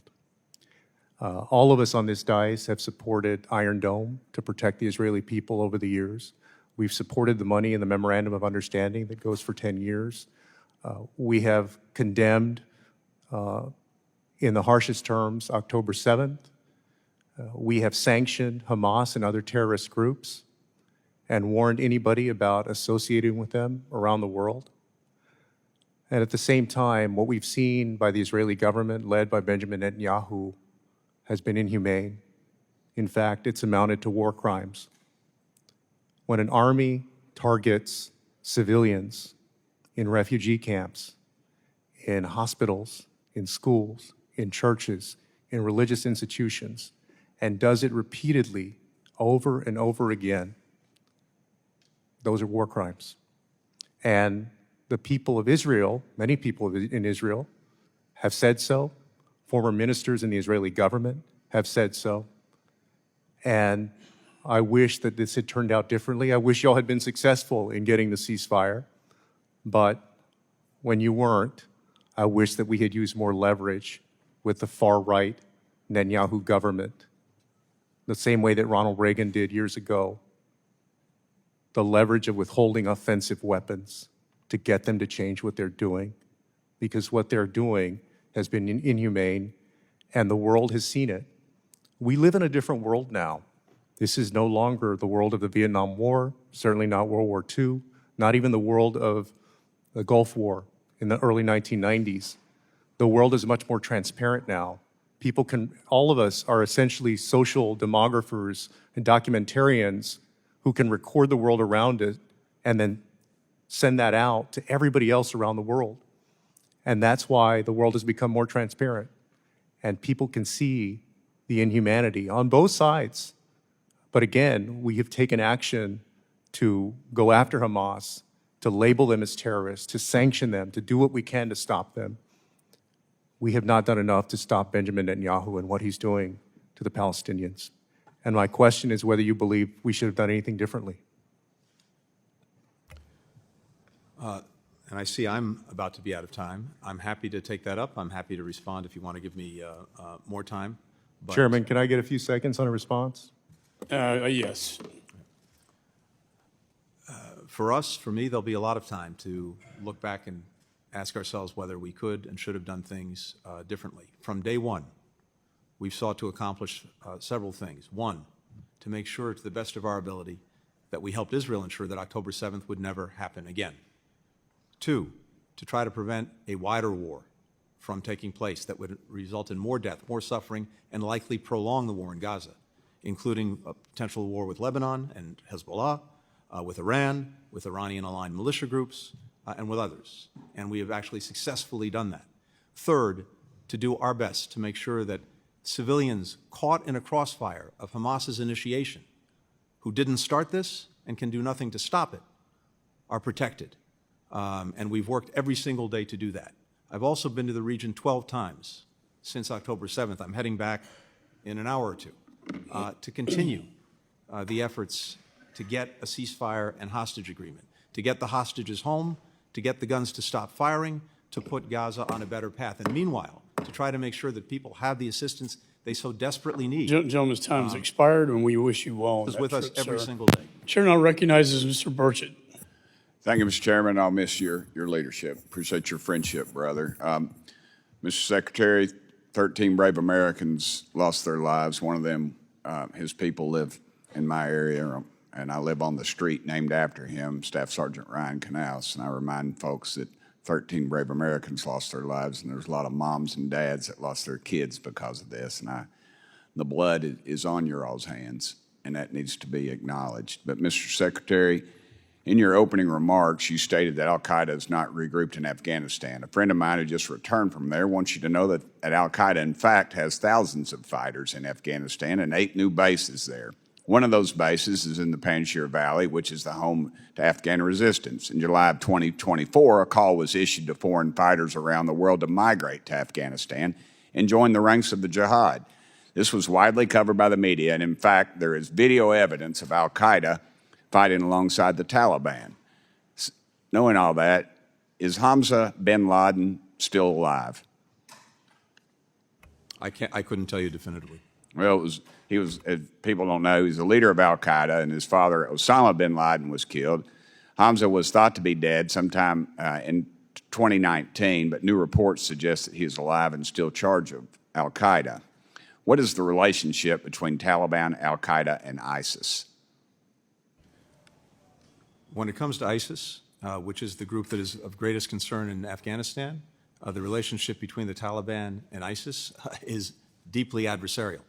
The Taliban sees ISIS as its #1 enemy, and it has the will, but not necessarily the capacity, to deal effectively with it. Al-Qaeda is a different story.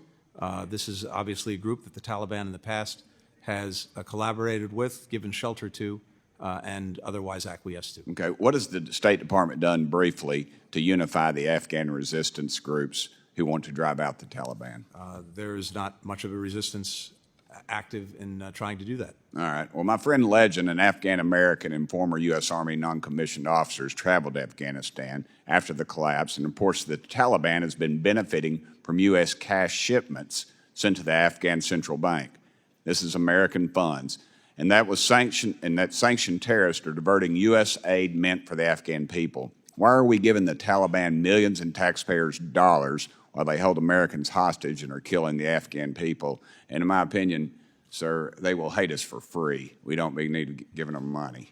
We're not giving the Taliban anything. As I discussed with Congressman Mast, we are providing money, as many other countries are, to UN agencies, NGOs, to help the Afghan people. And these agencies are funding the Taliban. Reports are saying between 40 and 80 million U.S. tax dollars are given to the Taliban every dadgum week. I mean, is that acceptable? According to the report that I read and that the Congressman referred to, the CIGAR's report, of the approximately $8 billion that the international community, including the United States, has dedicated to Afghanistan, about $10 million of that is 0.1%, has no doubt gotten to the Taliban in terms I don't care if fees, it's a dadgum utilities. penny. I don't care if it's a penny. I mean, for you to sit up here and admit that our enemies, I mean, these people swear to hate Christians and Jews, and that takes care of about everybody in this dadgum room.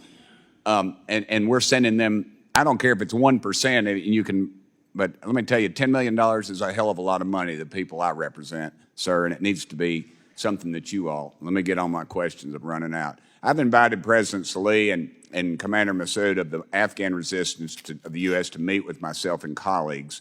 Will the State Department work to facilitate their entry into the country to meet with Congress? I'll be happy to follow up with your office on that. All right.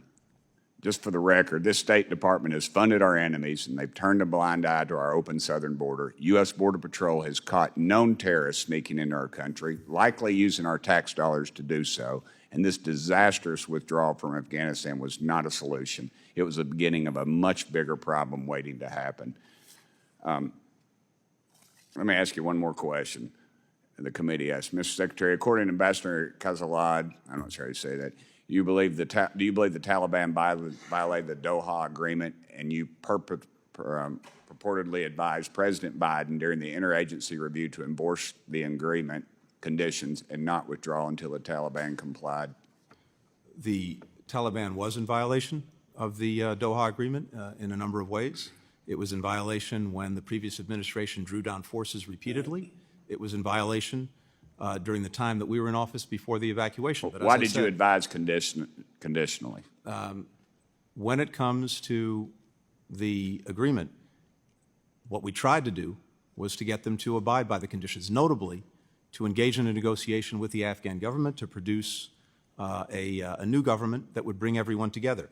They didn't do that. But because we had the deadline and because we had the prospect of the Taliban resuming attacks on U.S. forces, which would have required us to put tens of thousands of Americans back into Afghanistan, we followed through with pulling them out. Thank you. Mr. Chairman, it's clear to me that this group is clearly out of their league, and the new administration couldn't get here fast enough. Thank you, Mr. Chairman. Gentleman yields. Chair recognizes Ms. Titus. Thank you, Mr. Chairman. Thank you, Mr. Secretary. Just bring things back a little bit to the realm of reality. Throughout this do-nothing Congress, which has been led by the Republicans, we've seen time and time again the majority's lack of interest in actually solving problems. On this committee, the Republicans have blown a lot of smoke about the process. They've tried to hold you in contempt, and they've ignored our kind of foreign policy making responsibilities by just not paying any attention to Democratic backsliding in Georgia, what's just happened with the toppling of Assad in Syria, just to do nothing but yammer about who's qualified and who's not to make these kind of decisions. You know, Democrats, on the other hand, have been focused on real solutions. We took the after action report and introduced legislation codifying some of these recommendations in an effort to support the State Department's crisis response, to protect our Afghan allies, which they claim they want to do, and to position our national security apparatus to address the landscape of this kind of new Afghanistan situation. Many of those proposals, in fact, made it into the NDAA that just came out over the weekend.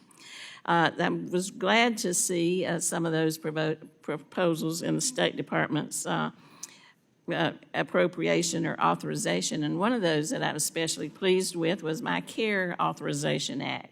That this would codify the coordinator for Afghan relocation efforts at the State Department for the next 3 years. I wonder, Mr. Secretary, if you could talk about the importance of the CARE program, this measure to codify it, and how it can impact the work that you're doing in the new landscape. Well, thank you very much, and I deeply appreciate the support that you've shown and other members have shown for these efforts. We have an obligation that I believe is a strong bipartisan obligation and sense of responsibility to the many Afghans who stood beside us for 20 years in Afghanistan. And we've worked very hard, as I said, to revitalize the SIV, the Special Immigrant Visa Program. We brought in more people, more visas in the last 3 years, almost as many as in the entirety of the program going back to 2009. But part of that, of course, as well as refugees who come in under other parts of the law, needs a tremendous amount of support when it comes to relocating them, resettling them here in the United States.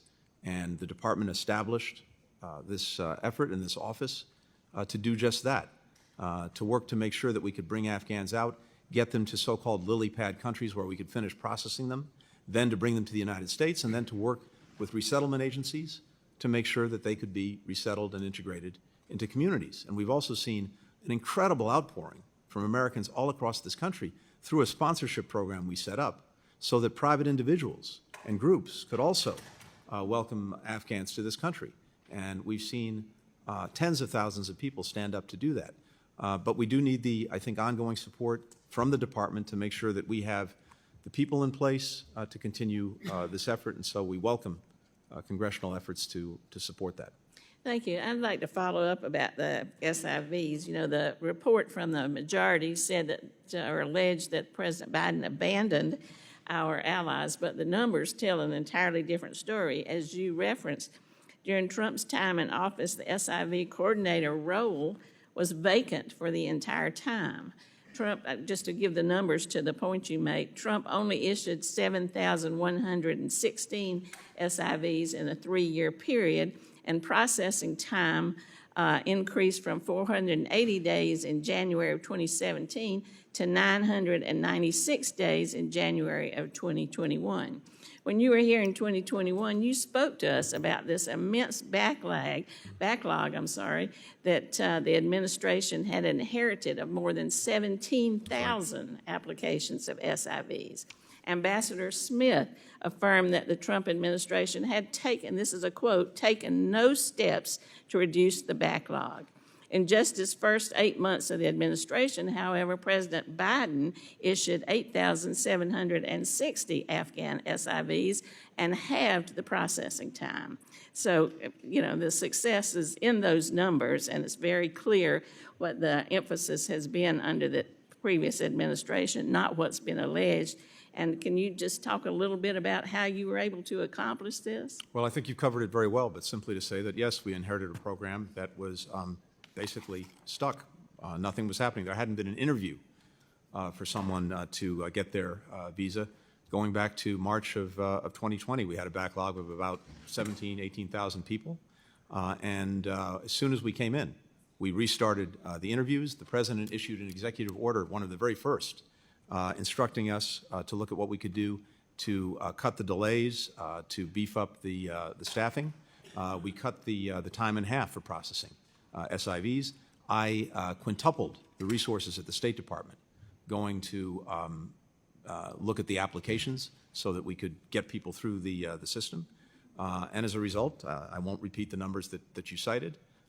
We rebooted a program that had been moribund, and we brought many, many, many Afghans here. But that didn't stop after the evacuation. And as I noted, since then, almost 70,000 Afghan SIVs, and that was as many in 3 years with as all the due respect, entirety of Secretary, the the program. gentleman's very time much, has and thank you expired. for Chair doing that. recognizes Mr. Baird.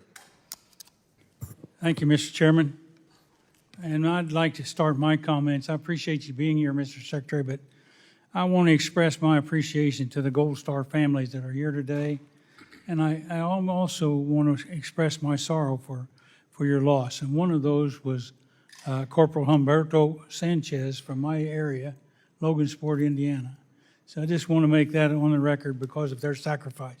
But, Mr. Secretary, I have questions about whether or not you've expressed opposition to the unconditional withdrawal to the President or Mr. Sullivan or to NATO, because on April 21st, you made a visit to Brussels to talk with NATO, and after your visit, you made an unannounced visit to Afghanistan on April 15th, 2021.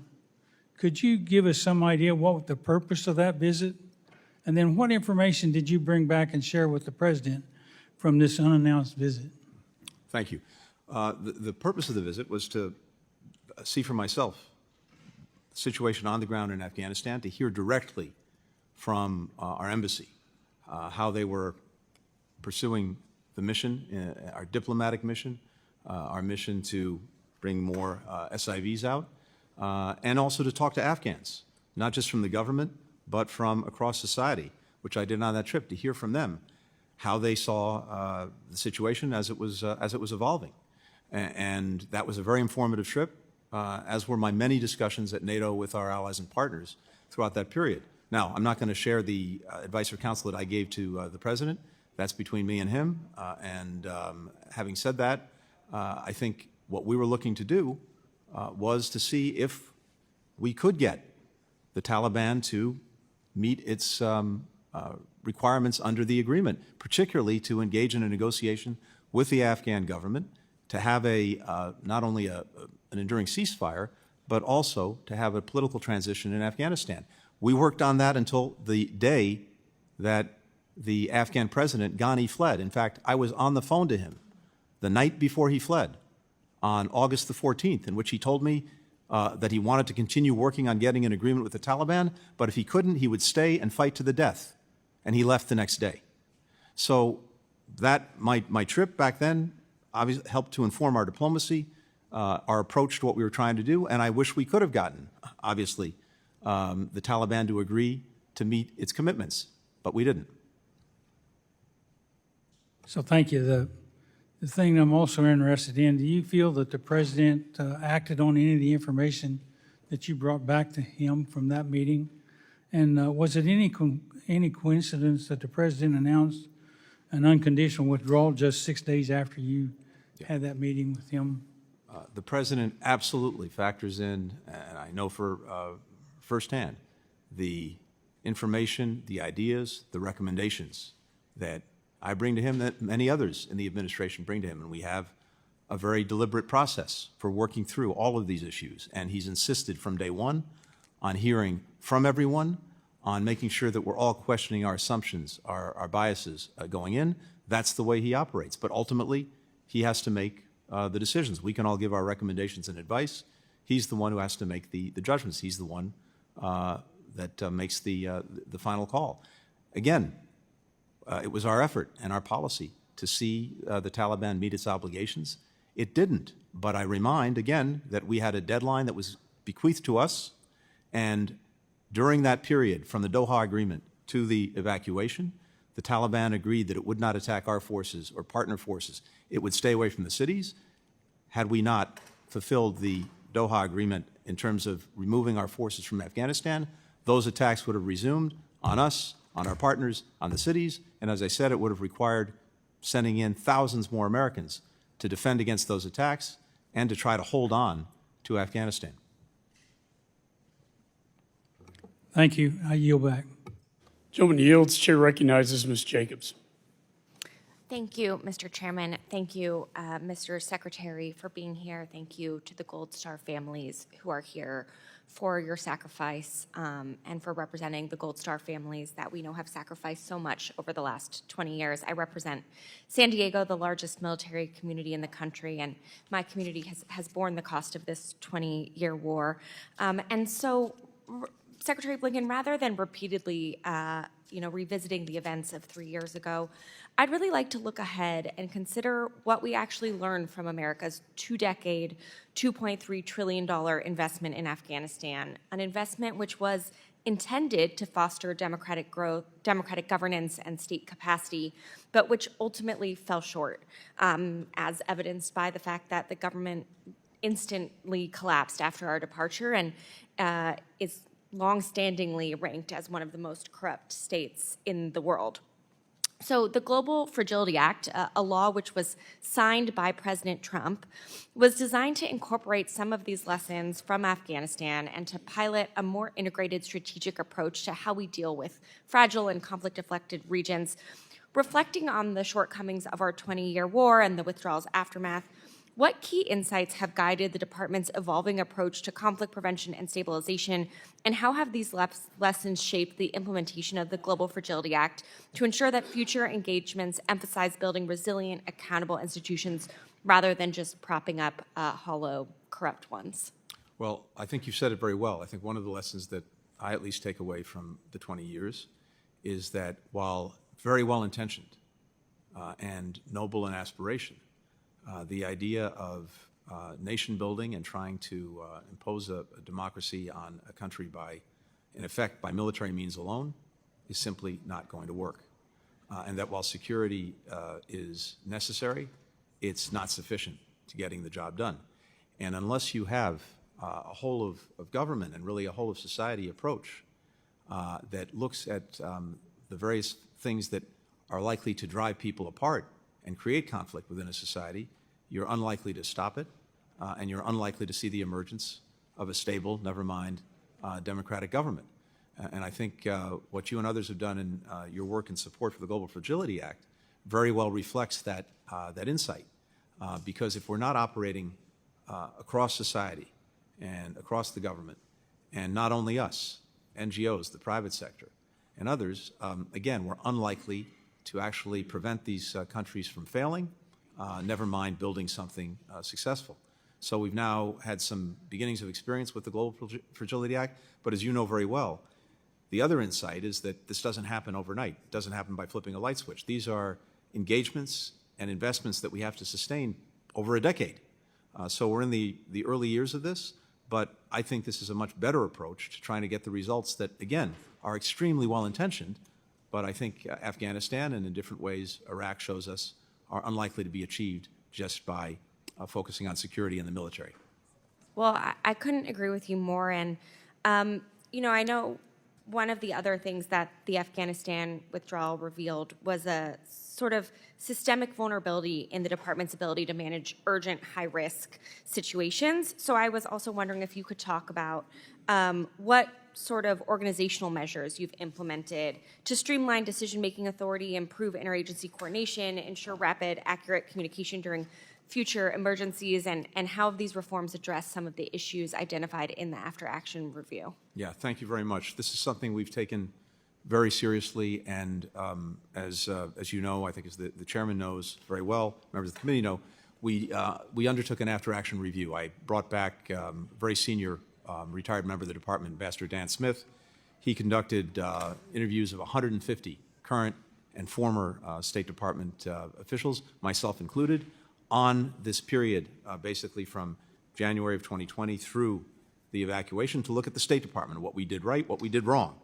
And as I mentioned earlier, a number of important recommendations came out of that to strengthen us going forward. We had 34 recommendations in 11 categories. We've taken 40 actions since then. And just very quickly, one was the need to strengthen our overall crisis preparedness and our response capabilities. We didn't have before this a common operating picture of what was going on in a given emergency situation. We stood up something called the Orion platform. We bring together everything in one place: the cable traffic, news sources, intelligence, risk indicators, accountability for our engagement with U.S. citizens, all in one place. Before, we had a dispersed staff. We didn't have the proper capacity to surge our people during a crisis. We opened a new modernized operations center with that capacity, with the flexible spaces to have task forces develop overnight. We had before no comprehensive system for tracking or deconflicting the status of American citizens who were caught in the middle of a conflict. So we stood up a streamlined and cloud-based system to track, to communicate with American citizens in real time, to avoid duplication, overlap. There are a number of things. I'd really commend to you. General's time has expired. Chair now recognizes Mr. Barr. Thank you, Mr. Chairman. Thank you for your service as chairman of this committee, and thanks for the great job you've done for us as chairman. Secretary Blinken, thank you for your service. In this, your last appearance before this committee as Secretary of State, I do want to ask you some tough questions, though, about what I see as not only a chaotic retreat from Afghanistan, but probably the biggest foreign policy blunder of the administration over the last 4 years, but I would argue maybe even the last generation. The failure was not the 20-year fight against terrorism in Afghanistan. That was not the failure. In fact, that was a success, where the brave men and women of this country who wear our uniform kept the homeland safe because they took the fight to the terrorists. And in fact, we eliminated terrorists like Osama bin Laden because of their valor and their bravery. That was not the failure. The failure that dishonored their 20-year service was the chaotic and disastrous retreat. And so from your opening statement, you said it's important to put it in context, the events of August of 2021. Important, I agree. So let's talk about the Doha Agreement, Mr. Secretary. According to Ambassador Khalilzad, you believed the Taliban violated the Doha Agreement, and you purportedly advised President Biden during the interagency review to enforce the agreement's conditions that Secretary Pompeo, your predecessor, and Secretary Trump had entered into, and not withdraw until the Taliban complied. Why did you advise on this conditionality? To be very clear, and again, I'm not going to get into my advice to the President. I can tell you what our policy was. The policy was to seek compliance with the agreement and to get the Taliban to live up to what it had promised to do. Right, and I'm going to reclaim my time. Yes, I agree with that. But the Taliban failed to live up to the agreement. The Taliban failed to engage in intra-Afghan negotiations, correct? That is correct. The Taliban was inflicting violence on Afghan forces, correct? That's correct. And the Taliban conducted indirect fire attacks against American forces. Is that correct? Prior to the evacuation, that may have been incidental, but everything else you said is certainly correct. Well, I don't think President Biden listened to you. And I don't think he was implementing the Doha Agreement.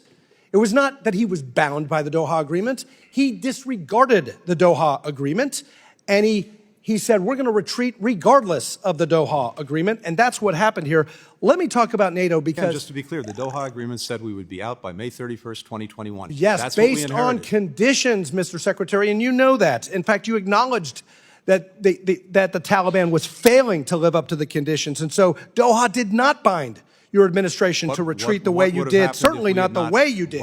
Certainly not the way you did. Now, Mr. Secretary, I want to talk about NATO because You all talk about and tout this great strengthened NATO alliance. I was just in Europe in October. I agree NATO's strong, but it's not because of your retreat from Afghanistan. It's because of Vladimir Putin invading Ukraine that required NATO to get stronger, despite the invitation to aggression that the retreat from Afghanistan gave to Putin. Let me ask you about NATO and how NATO felt about the policy of this administration back in 2021. According to the State Department documents that we subpoenaed, our NATO allies wanted the Biden-Harris administration to enforce the conditions of the Doha Agreement. You met with former NATO Secretary General Stoltenberg in March of 2021 at the NATO ministerial meeting, correct? That's correct. Yes, and according to State Department documents, Mr. Stoltenberg opposed an unconditional withdrawal, and you in response stated, quote, "I share your view that it would be preferable to reach a political settlement before foreign troops depart." We've also learned that you were jolted by how strongly NATO officials argued against a complete withdrawal. Did you share NATO's concerns with the White House? I shared everything I heard from NATO allies and partners, with the White House, with my colleagues, with the president. That's my job. General Miller testified that NATO leaders were, quote, unhappy, unquote, with the president's unconditional withdrawal, and they, quote, voiced that unhappiness in different publications. Then, your number two, Mr. Cholette, lied to this committee stating NATO itself didn't take a position.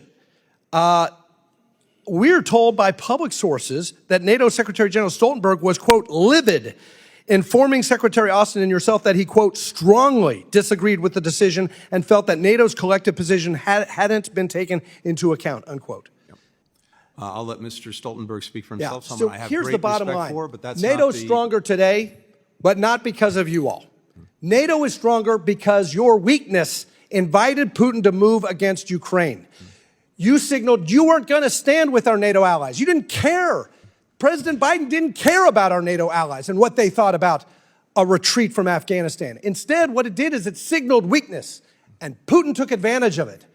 The reason NATO is stronger today is because of the invasion. It's not because of U.S. policy. No, that's incorrect. The reason NATO is stronger today is because of President Biden's leadership. This alliance is bigger, it's better resourced, it's got more members because of his leadership. And if you ask any NATO ally, that's exactly Gentleman's what time they'll has tell you. expired. Chair now recognizes Ms. Manning. Also, I'd like to ask unanimous consent that the gentleman from Wisconsin, Mr. Van Orden, be allowed to sit on the dais and participate in today's hearing without objection. So ordered, Ms. Manning. And we will certainly miss you, and thank you for your service. Thank you very much. Thank you, Chairman McCall. Thank you, Ranking Member Meeks.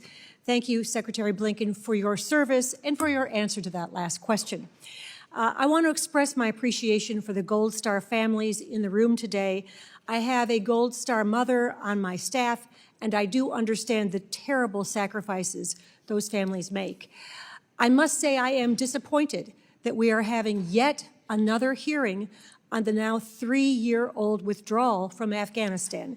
It seems to me that the fall of the Assad regime in Syria and what happens next, including the potential resurgence of ISIS or other terrorist groups, has major consequences for our security and the future of the region, and it would be a much better use of our time to talk about that topic today.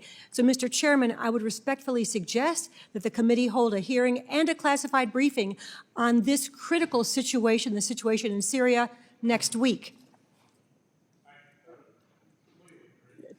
Thank you very much. Running out. I look forward to that meeting before I'm no longer on this committee. Mr. Secretary, in your view, what are our core interests that are at stake in Syria? A number of them. First and foremost, of course, is protecting our forces that are there, that remain there. Second is making sure to the best of our ability that ISIS does not reconstitute. Through the Obama administration, then the Trump administration, we were successful in eliminating the territorial caliphate that ISIS had developed in Syria. We don't want to see that revive. And in particular, there are thousands of foreign terrorist fighters who are detained in a detention center that is being policed by our Kurdish partners in Syria. We want to make sure that that's preserved. Third, there may be, and I very much hope there is, an opportunity to move Syria away from the disaster of recent decades toward a country that is unified, that reflects all of the different communities that make up Syria, and so that we get a political transition that's inclusive, and that brings everyone together. We have an interest in seeing that because if Syria goes the other way, if it fragments, then we're likely to see more mass migrations. We're likely to see more places in Syria that become centers for terrorism and extremism, none of which is in our interest. Mr. Secretary, the president-elect has suggested that we have no interest in Syria, that he doesn't want to get involved there when he takes over. What impact would that have if the United States were simply to step aside and wash our hands of what's going on in Syria? Well, again, as I just said, in fact, there was, I think, a very important success through the Obama administration that was completed by the first Trump administration in eliminating this territorial caliphate that ISIS had established in Syria. That was a job very well done over 2 administrations, and I believe that the incoming administration will have an interest in preserving the gains that it helped achieve. To what do you attribute the resurgence of the rebels in Syria and the fall of the Assad regime? I think what we're seeing is a result of a number of factors, but first, all of the outside patrons of the regime, Hezbollah, Iran, Russia, were at the very least distracted and in some cases on the ropes because of problems of their own making and problems that we helped exacerbate for them. Second, Assad's utter refusal to engage in any kind of political process to try to bring the country together, despite everything he'd inflicted on the country, I think that sowed the seeds of his downfall. I do want to address one thing that we're seeing happen in Afghanistan. And since the fall of Kabul in 2021, we've witnessed the tragic consequences of the takeover of the Taliban, particularly on the Afghan women and girls. Women who had high-ranking positions, who had good productive jobs, are no longer able to work. Girls who were attending school are no longer able to attend school. When I read the Trump-Doha agreement, I was shocked by how few conditions there were in there for the Taliban. There were no protections requested for Afghan women and girls. Since the withdrawal, we've seen the Taliban issue more than 100 edicts targeting women and girls, restricting not just their education and their ability to work, but also their ability to leave their homes, their ability to seek health care services from male providers. And just recently, the Taliban issued an edict suspending medical education for women. We know what this means. Afghan women will eventually be unable to get medical care that they need. This will be a disaster not just for the women of Afghanistan, but for the country. What steps have you taken to push back on those edicts and help the vulnerable Afghan women and girls? These edicts are abhorrent, and they would take Afghanistan back to the dark ages. From day one, we've worked to do everything we can to defend, support, and where we can empower women and girls in Afghanistan, including having senior officials whose mission is to do just that, including setting up different mechanisms so that their voices can be heard in our policy deliberations and in the international policy deliberations, including when it comes, for example, to recognizing the Taliban. We've sanctioned many members of the Generally, time's Taliban. expired. Chair I'm happy to recognizes follow up. Ms. Salazar. Thank you. Thank you, Mr. Chairman, and thank you, Mr. Blinken, for being here with us. And you know, the disastrous withdrawal from Afghanistan had ramifications around the world, not only in the Middle East and including the messages to dictators just like the Taliban, but to other people, specifically the Western Hemisphere. And I just want to concentrate my time on 3 countries that are highly important for my constituents, starting with Venezuela. Sir, I hear that you're planning to cancel the oil licenses to actors like Chevron and Repsol and others. And my question is, are you planning to cancel those oil contracts before or after January 10th, which is when Maduro is supposed to be assuming the presidency? I can't speak to the actions that we'll take in terms of when we'll take them. I'm happy to follow up with your office. You know, you can take this opportunity to announce, sir, that we are not going to be doing business with the dictators anymore. And then the whole world is looking at you.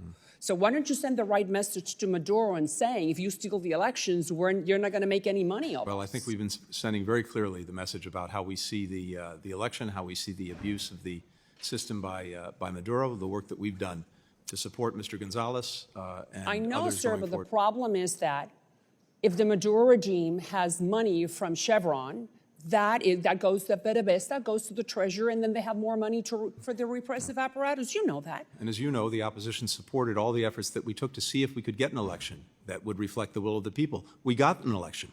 We saw the will of the people. Unfortunately, it's not been recognized. And they stole it, and now he's Right? going And so to be now- sworn in on January the 10th. And But you can send the message to Chevron saying no more oil for now. we will take the necessary steps to make clear. But I hear that you are thinking about doing that. Is that correct? Again, everything is on the table right now, including in terms of the licenses.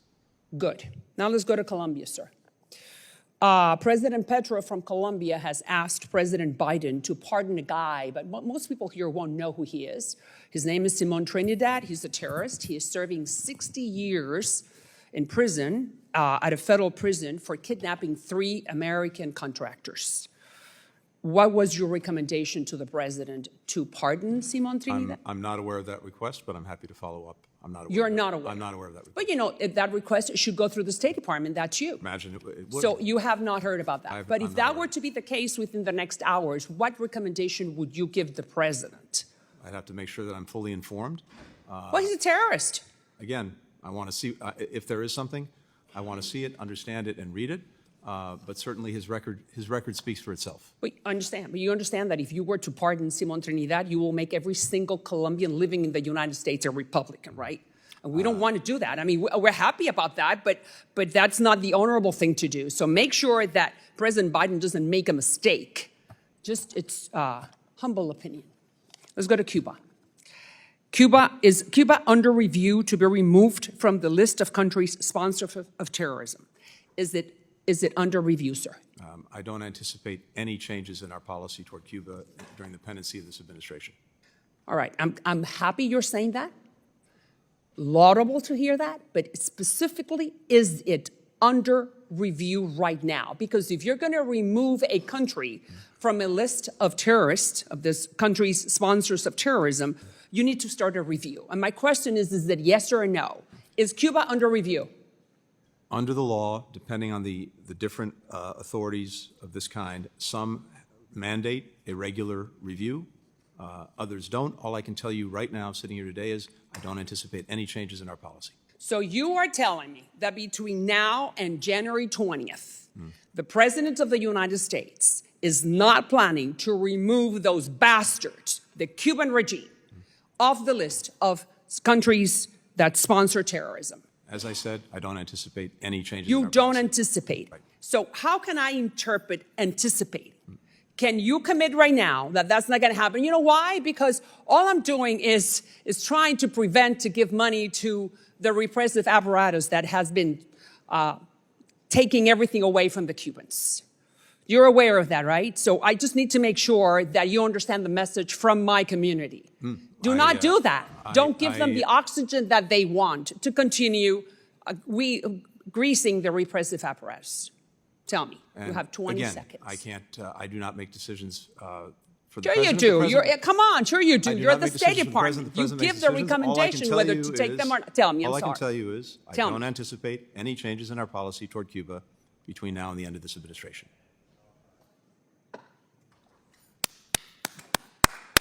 Thank you. I'm going to take your word as your bond. Let's keep it that way. I appreciate it, sir. Thank you. Thank you very much, Mr. Chairman. Secretary Blinken, I'd like to focus my questions on a topic of great importance to my home state of Arizona, the U.S.-Mexico relationship. I believe we're at a make-or-break moment for the region. Our two countries face significant shared challenges, and there remains a lot of work to do to address migration, securing our borders against illicit drugs trafficked north and arms trafficked south, and to fight pervasive organized crime. But the U.S.-Mexico relationship is more than just migration and security. Our economies are fundamentally intertwined. Mexico recently surpassed China to become U.S. largest trading partner, supporting hundreds of thousands of jobs in my home state of Arizona. And I am particularly excited about the vast economic potential of nearshoring, moving supply chains closer to the United States market as hundreds of businesses, including semiconductor supply chain enterprises critical to our national security, move from Asia back to America or to North America or even Latin America. Meanwhile, the upcoming World Cup gives us an opportunity to forge a durable security relationship to address international threats. There's a choice in front of us now. Do we choose to forge a strategic path forward together, rooted in mutual respect and cooperation, or do we each go it alone? The Mexican government recently passed a series of sweeping constitutional reforms that will harm the U.S.-Mexico relationship, overhauling its independent judiciary, eliminating independent regulatory agencies, and closing access to its energy markets. These changes could undermine Mexico's obligation under the USMCA, and I have heard from business leaders in Arizona and around the country who are anxious that these reforms will hurt investor confidence and their ability to do business in Mexico. Secretary Blinken, how do you see these constitutional changes impacting our economic relationship with Mexico? Well, first, you're exactly right about the importance of that economic relationship. It's vital to this country, it's vital to Mexico, and our citizens benefit from it every single day. Second, the Mexicans, of course, have the sovereign right to make their own laws, amend their own constitution. That's not for us to say.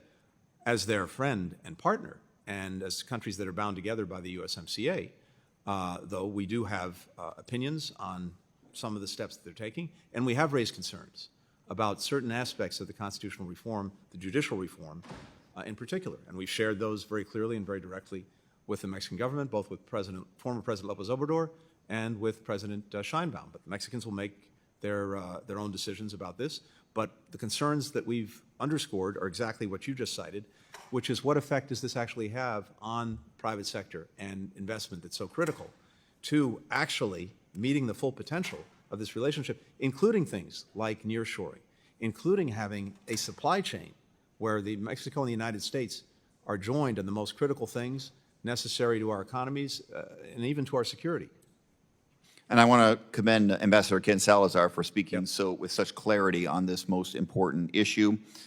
There were a recent discussion about sweeping 25% tariffs on all imports from Mexico and Canada by the President-elect. Secretary Blinken, in your opinion, how would these proposed tariffs impact U.S. and diplomatic interests in Mexico? Look, I don't want to speculate on what the incoming administration will do or not do. That's really not my place. I think what I can say is just to underscore what you said a few minutes ago, which is this economic partnership is so vital, and we want to maximize it, not minimize it. Mexico's now the U.S., it's our top trade partner for goods. We've got $800 billion traded in the last year we have accounting for, 2023. That's more than $1 million every single minute of every single day. So I think we just want to make sure, whatever we do and whatever the incoming administration does, how do we strengthen that? How do we build on that? Because it's good for both of our countries. I mentioned the upcoming World Cup as a unique opportunity, North American World Cup, for U.S., Mexico, Canada to work together to build obviously an incredibly important security partnership to make sure the World Cup is as safe as possible, but then make that a durable security partnership and relationship. How should the United States government work with the Sheinbaum administration on a security partnership to counter the drug cartel's violent crime? Well, we've been working incredibly closely together over the last almost 4 years now on exactly that, and I think that work's continuing with the new Sheinbaum administration. You saw one of the results just the other day. The Mexicans seized, with our help, 20 million fentanyl pills. Each one could have killed an American citizen.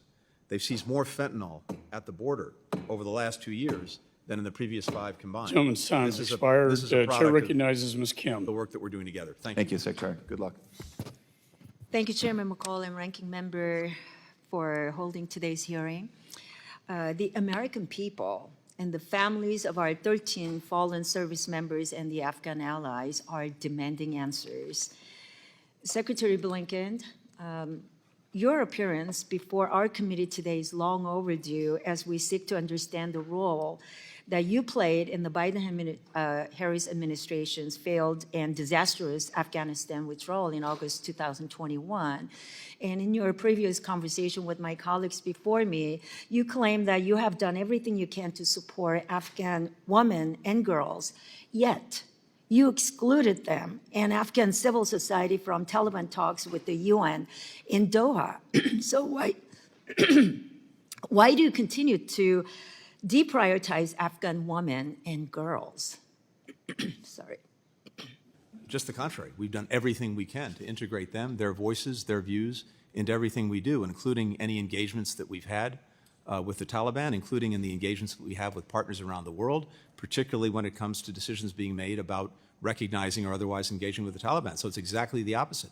We've We're made continuing every to effort hear to from engage women and those girls. families, and also this committee has heard gravely concerning stories of what it was like trying to get through HKIA as an evacuee.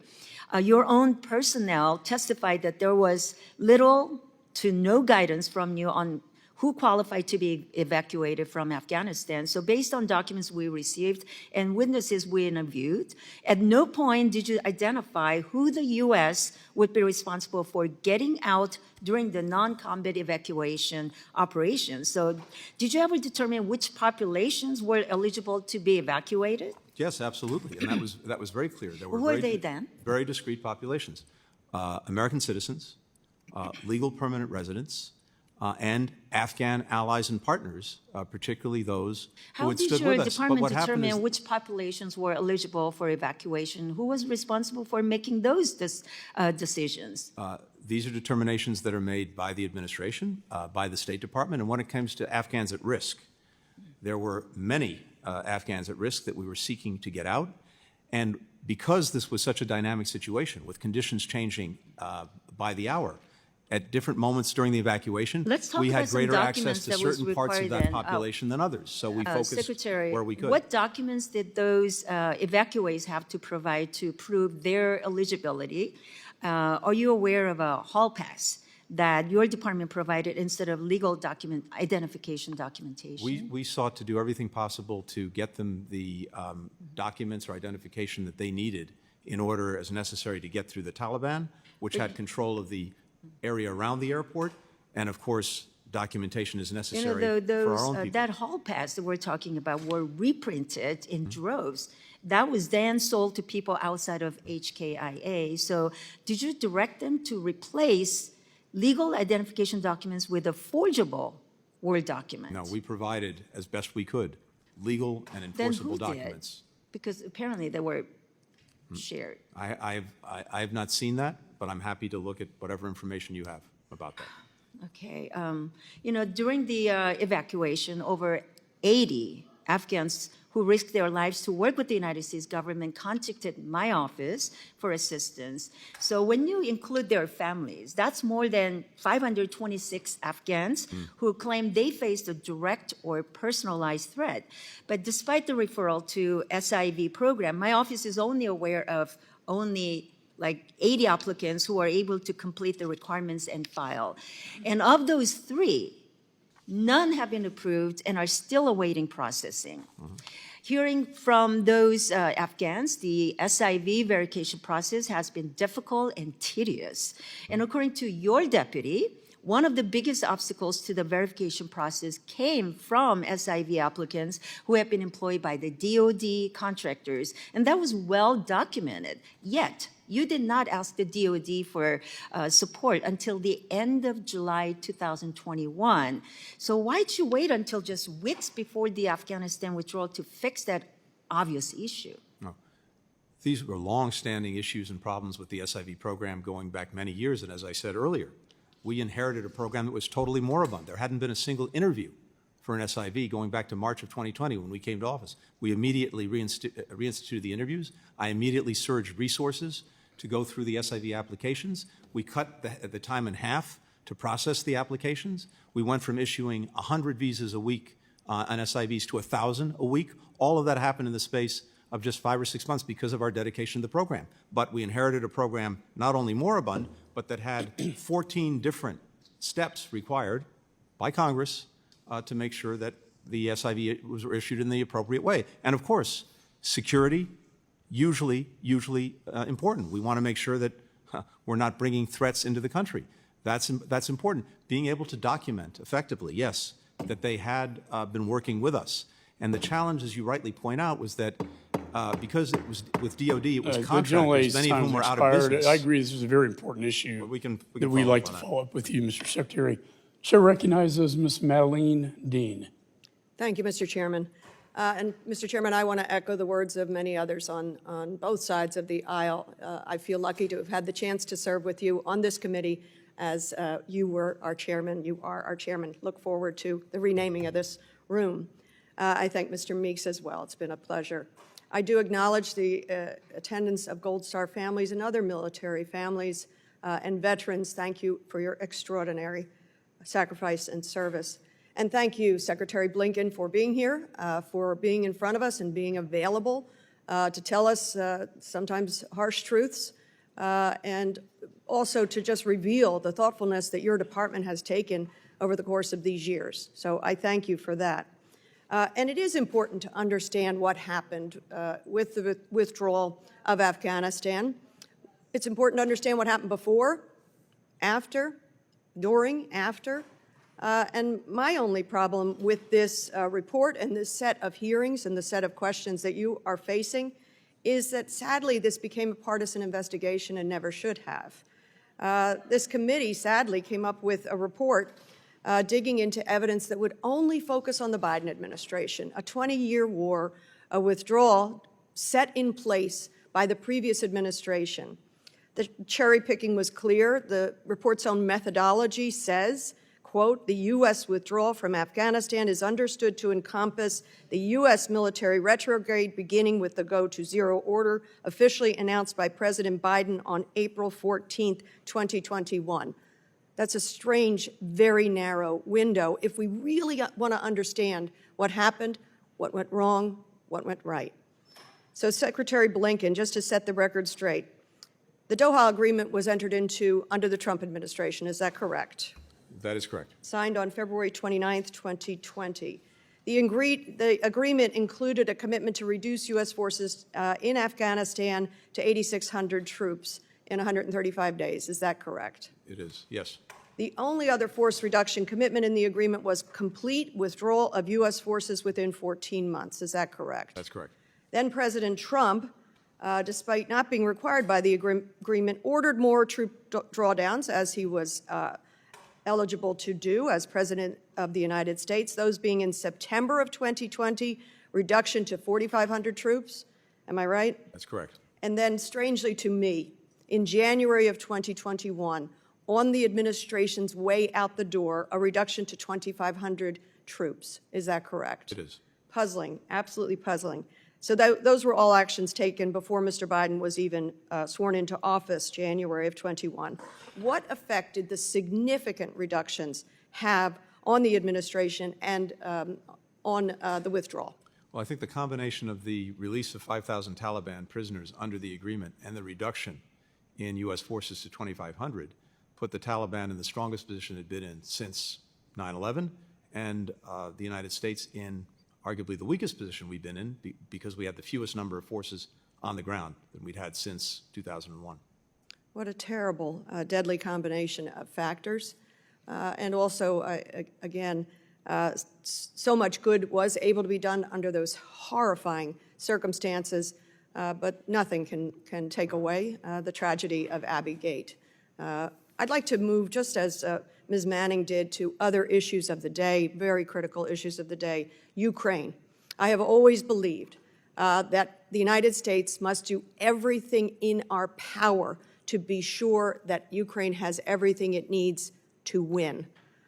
What is going on in these last few weeks of the administration, lifting of any more restrictions, imposing any more sanctions on Russia or Russian banks, what is the administration able to do? We're determined in the time that we have left to make sure that, to the best of our ability, Ukraine has everything it needs to be as successful as possible and continue to push back on the Russian aggression, to make sure that it has what it needs if it chooses, by necessity, to fight through 2025, or if there's to be a negotiation, that it can negotiate from a position of strength. And so that means making sure that it has the weapons, the munitions, et cetera, that it has the resources, the money, and also that it has mobilized forces to deal with the aggression. I appreciate all that. My time is limited. Israel, Gaza, where are we on a ceasefire? It has been 431 days since the horrific Hamas attack 431 days, hostages still held. Where are we? When will we get them home? We want to get them home now. Yes. As we speak, there are intense efforts underway to see if we can reach, finally, a hostage ceasefire deal. Again, it's ongoing. That's as much as I can say right now. And I hope that humanitarian aid is flowing more fully. I appreciate your letter. Please see our letter to you. Yes. Again, thank you for your service, and I yield back. Thank you. No, he yields back. Chair recognizes Mr. Davidson. Thank you, Chairman.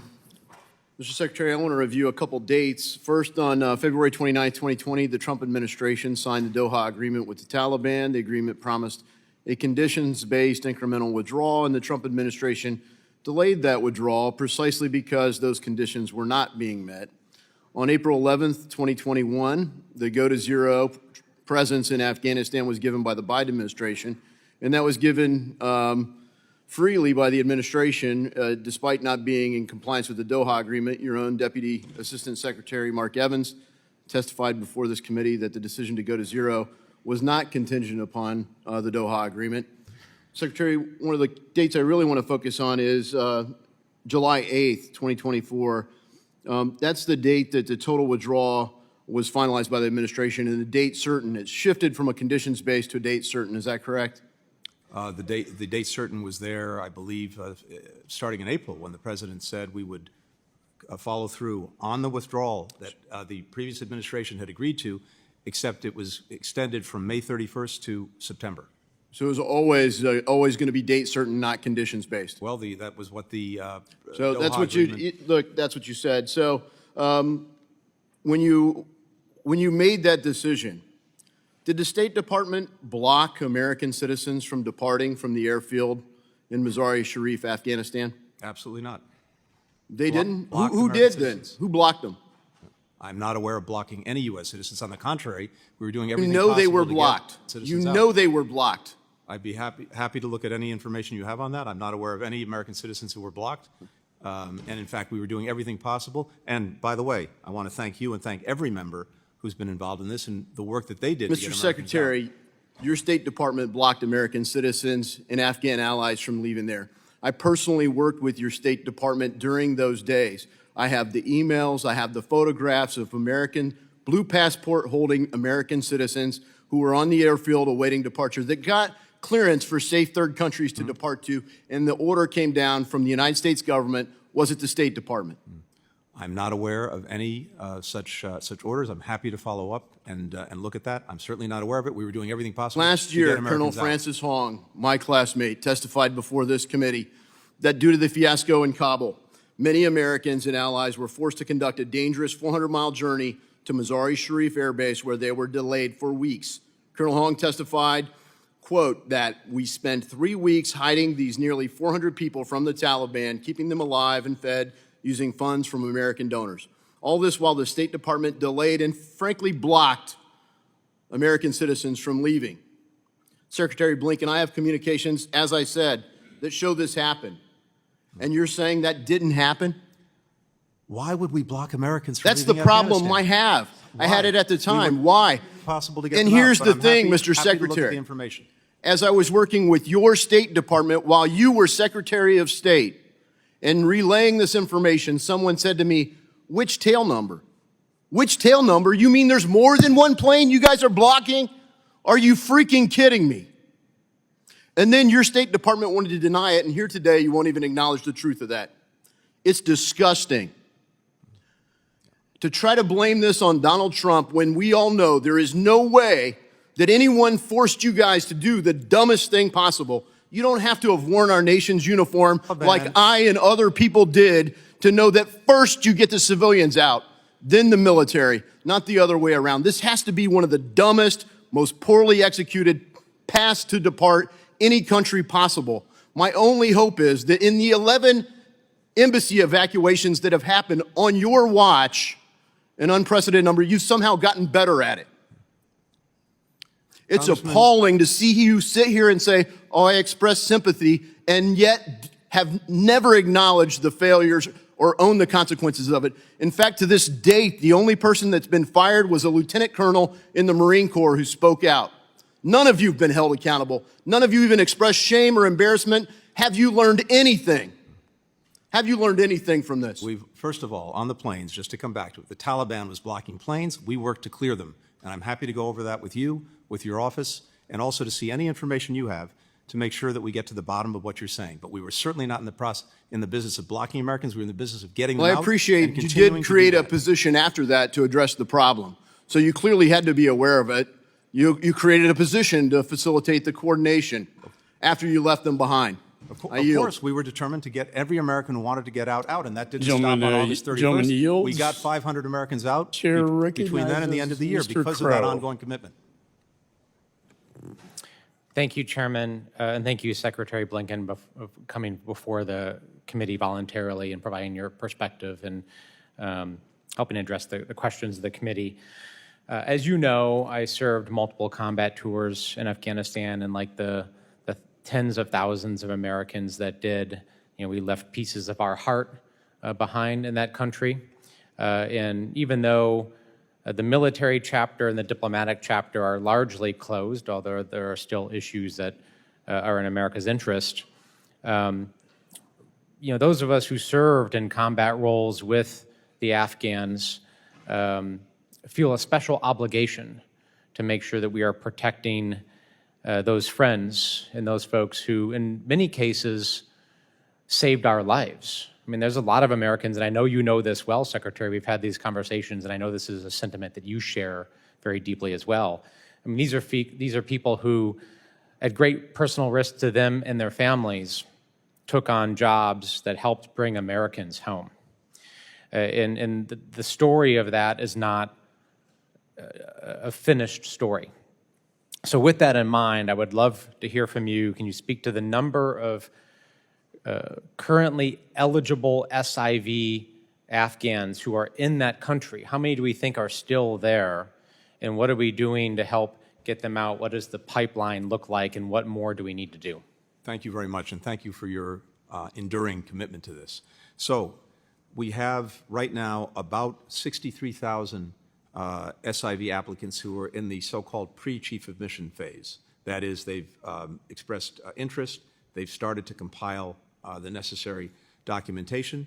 We believe, based on experience, that roughly 20% will become fully documented. That's 20% of 63,000. There are 54,000 who are actually at the chief of mission phase right now. Again, based on our analysis, we believe roughly 35% of those will likely be approved because, as you know, unfortunately, many people wash out either because they simply don't qualify or because of documentation issues, which we've tried to remedy over the last couple of years. Finally, we have right now 10,000 who have chief of mission approval. The only thing they're waiting for is their interview, which they need to do out of country. Of those 10,000, about 9,000 are in Afghanistan. We have 6 flights a week now that are going out of Afghanistan to different places. And so we're working expeditiously to move people out, finish the process with an interview, and then get them on to the United States. That's roughly the current population. And I know these averages change, but can you give me a snapshot of a typical month? How many folks are we getting out of Afghanistan? We're working to get roughly 1,000 a week. Okay. And at the current rate, I worked with House leadership to get 12,000 additional visas authorized earlier this year.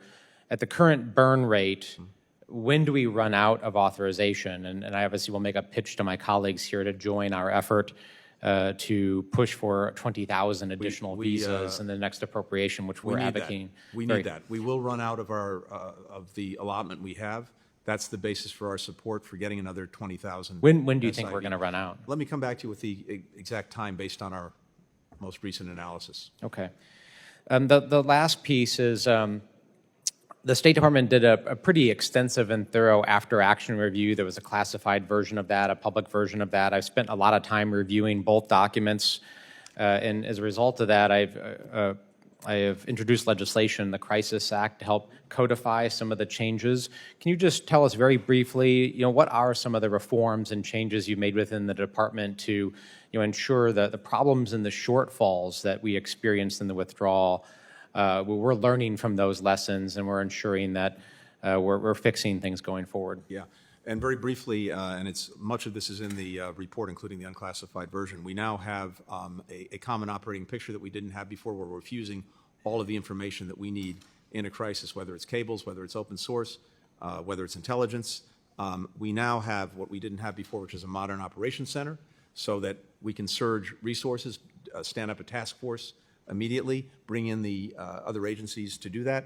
We now have what we didn't have before, which is a streamlined cloud-based system to track all of our engagements with American citizens, to make sure we're not duplicating, to make sure that we're in near real-time communication with them.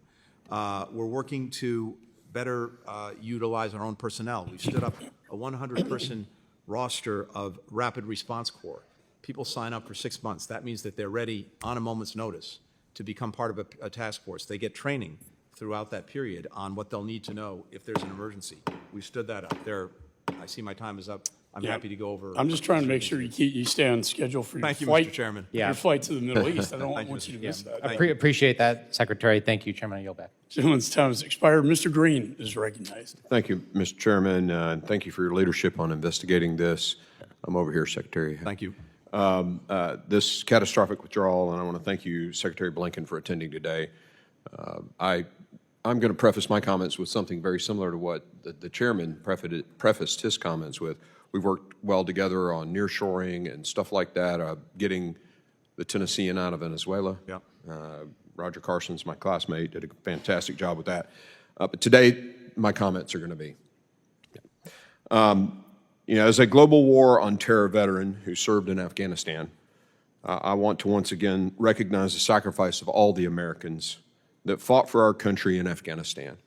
I lost friends there. But those of you who came home, your service was not in vain. Those of you who died there, your service was not in vain. You helped keep our country safe for 2 decades. And I am grateful for your sacrifice and the sacrifices of your families. As a Night Stalker flight surgeon and an Army Ranger infantry officer, I remember our most sacred creed, leave no man behind. Secretary Blinken, you and our Commander-in-Chief left people behind. You left those in your care behind. You left Americans and our allies behind. Your delayed appearance before this committee, I think, is a disgrace to those Americans who did die in Afghanistan, and your decisions or the absence of leadership on this issue during the withdrawal of 2021 are directly responsible for the disaster. Prior to President Biden's go-to-zero approach, the Taliban had ignored U.S. attempts for a smooth exit and shown themselves totally ignoble negotiators. We knew the dangers, and yet, as the military withdrew, you told U.S. Embassy Kabul to remain. Furthermore, you actually increased personnel. When senior security advisors and leaders at DOD and embassy staff said it was time to make a non-combatant evacuation operation plan, an EO plan, you said no. Instead, when the day came for the embassy to evacuate, there was no plan. You left your personnel high and dry to figure it out on their own. In fact, you never even issued the NEO. As Secretary of State, that is your responsibility, but instead the NSC had to make that call. Did you step in? No. The NSC continued to lead the initial response, including decision-making regarding Afghan population eligible for evacuation, which should have been states' responsibility. Because you weren't at the helm, there was little documentation or communication. State personnel had to rely on spur-of-the-moment decision-making just to get to the airport, and thousands of evacuees were left in limbo. Now, I also want to share a story, a conversation I had with the leader of one of our greatest allies, Britain. I had a conversation with Boris Johnson 6-8 months ago. I was at dinner with him, and I asked him, I said, hey, could you confirm a rumor, Mr. Prime Minister? Could you confirm the rumor that the Commander-in-Chief of the United States, Joe Biden, you called him and asked him to stay an extra 5 days, just 5 days, so that all the Brits could get out? And Boris Johnson told me, Chairman Green, I remember exactly where I was when I made the phone call. I asked for 5 more days, and President Biden told me no. This is our greatest ally on the planet, participating in the Red Sea with us against the Houthis when few others would. I pulled wounded British SAS guys off a target in Iraq. Their blood was on my hands. And I'm going to tell you, that relationship is, it's one of our greatest, if not our greatest. And yet we slapped them in the face and said, no, you don't get 5 extra days to get your people out. This according to the Prime Minister of England at the time. I find that unconscionable. And senior leaders at DOD have come here and testified. Senior leaders at DOD have testified on the HASC and told us, we were telling the State Department 4 or 5 months in this drawdown period, get your stuff together. And they didn't. Why? Mr. Chairman, I hope you give me time to respond, because I dispute virtually everything that was said, with great respect, though, for the member and particularly for his extraordinary service to our country. First, did we leave people behind? No, we got them out, including after the deadline of our evacuation. By the time we got to August 31st, we had, as I said, several hundred Americans who were left, who had identified themselves to us as wanting to leave but could not get to or into the airport. I committed to make sure we got them out, and between the end of the evacuation and the end of the year, we got the 500 remaining Americans out who either then or after August 31st identified themselves as wanting to leave. We made good on that commitment. Telling the embassy to remain open. Yes, we all wanted the embassy to remain open. It was fully our expectation that the Afghan government and the Afghan military would not collapse. It was the desire of Congress to make sure that we remained engaged in Afghanistan, including to look out for our own citizens, including to make sure we were doing right by the SIVs. And it was fully our intention to continue to bring them out by keeping the embassy open. And as I've said earlier, and as many others have testified, no one anticipated the collapse of the forces. No one anticipated the collapse of the government. When it comes to the NEO, again, let me be very clear. The State Department initiated the NEO. We did. That's what the record reflects. But this is a collective decision. As an instrumental matter, the State Department initiates it by requesting it of DOD. The decision to initiate it was a decision taken by the NSC and ultimately by the President. Not once before we initiated the NEO did anyone say, you need to do this among the principals in the administration. It was a collective decision on the 14th of August. Those capitals, provincial capitals, started to fall on the 6th, and by the 14th, we decided that the NEO was imperative. Now, there's a reason, Congressman, that it was so important that we focus on this. The Ghani government was pleading with us throughout the summer, don't engage in an evacuation. That will actually precipitate exactly what we're trying to prevent, which is a collapse of the government, a collapse of confidence, people fleeing the countries in uncontrolled ways.